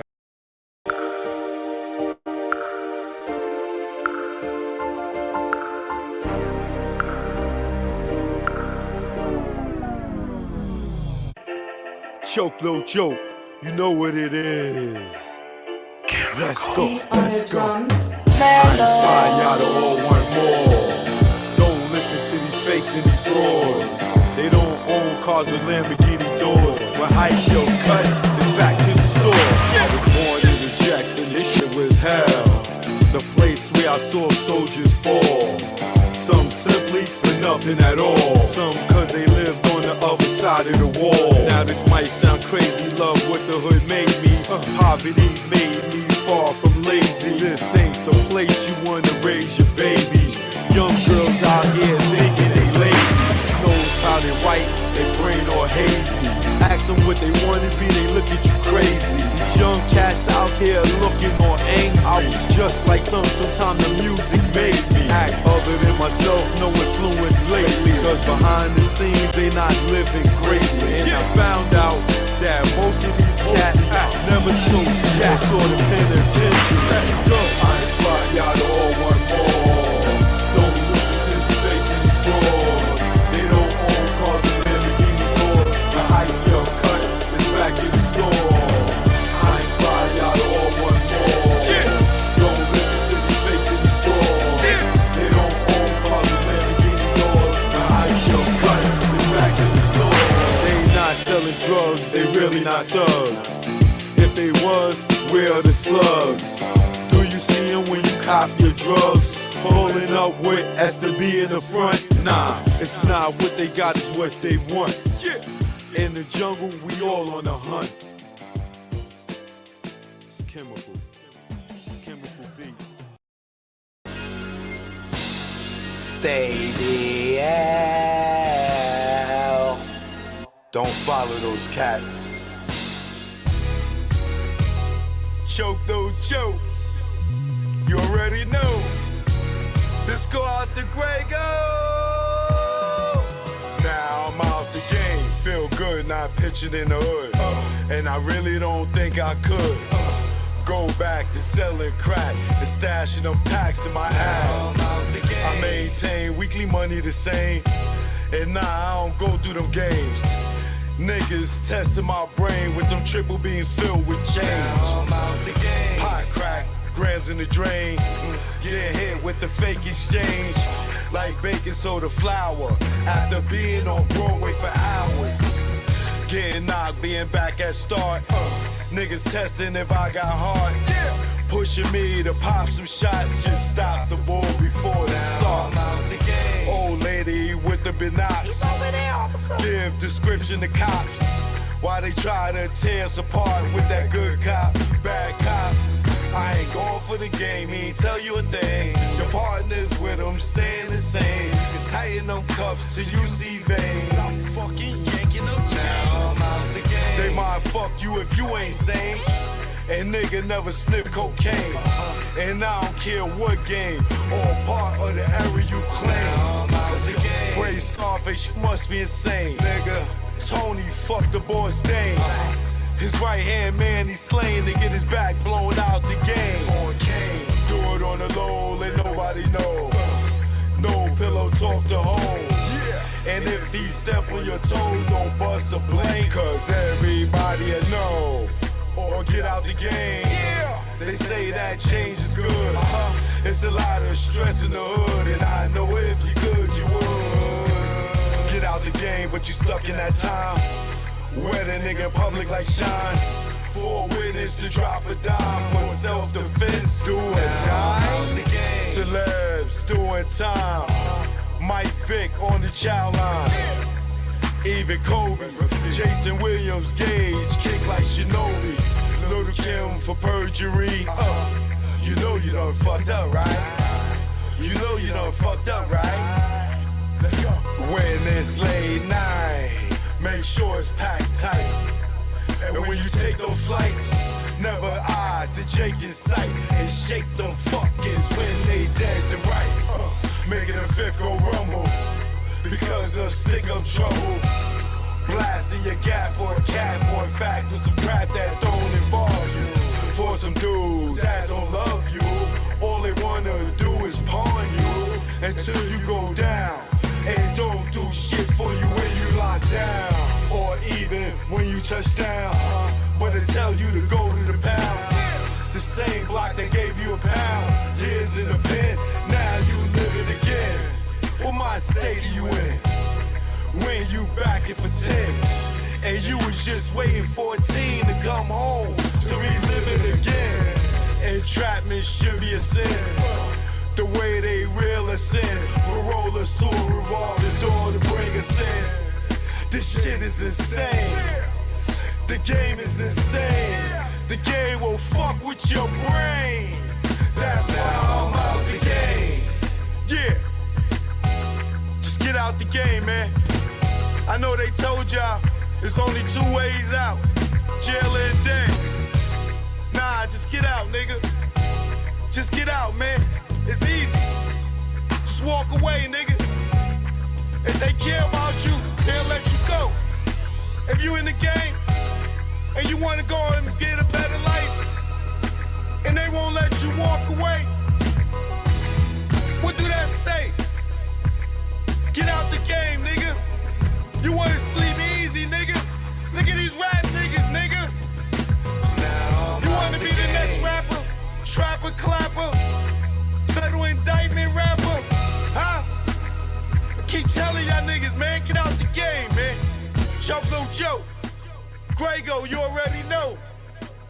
The beast is chemical, baby. That's why I'm out the game.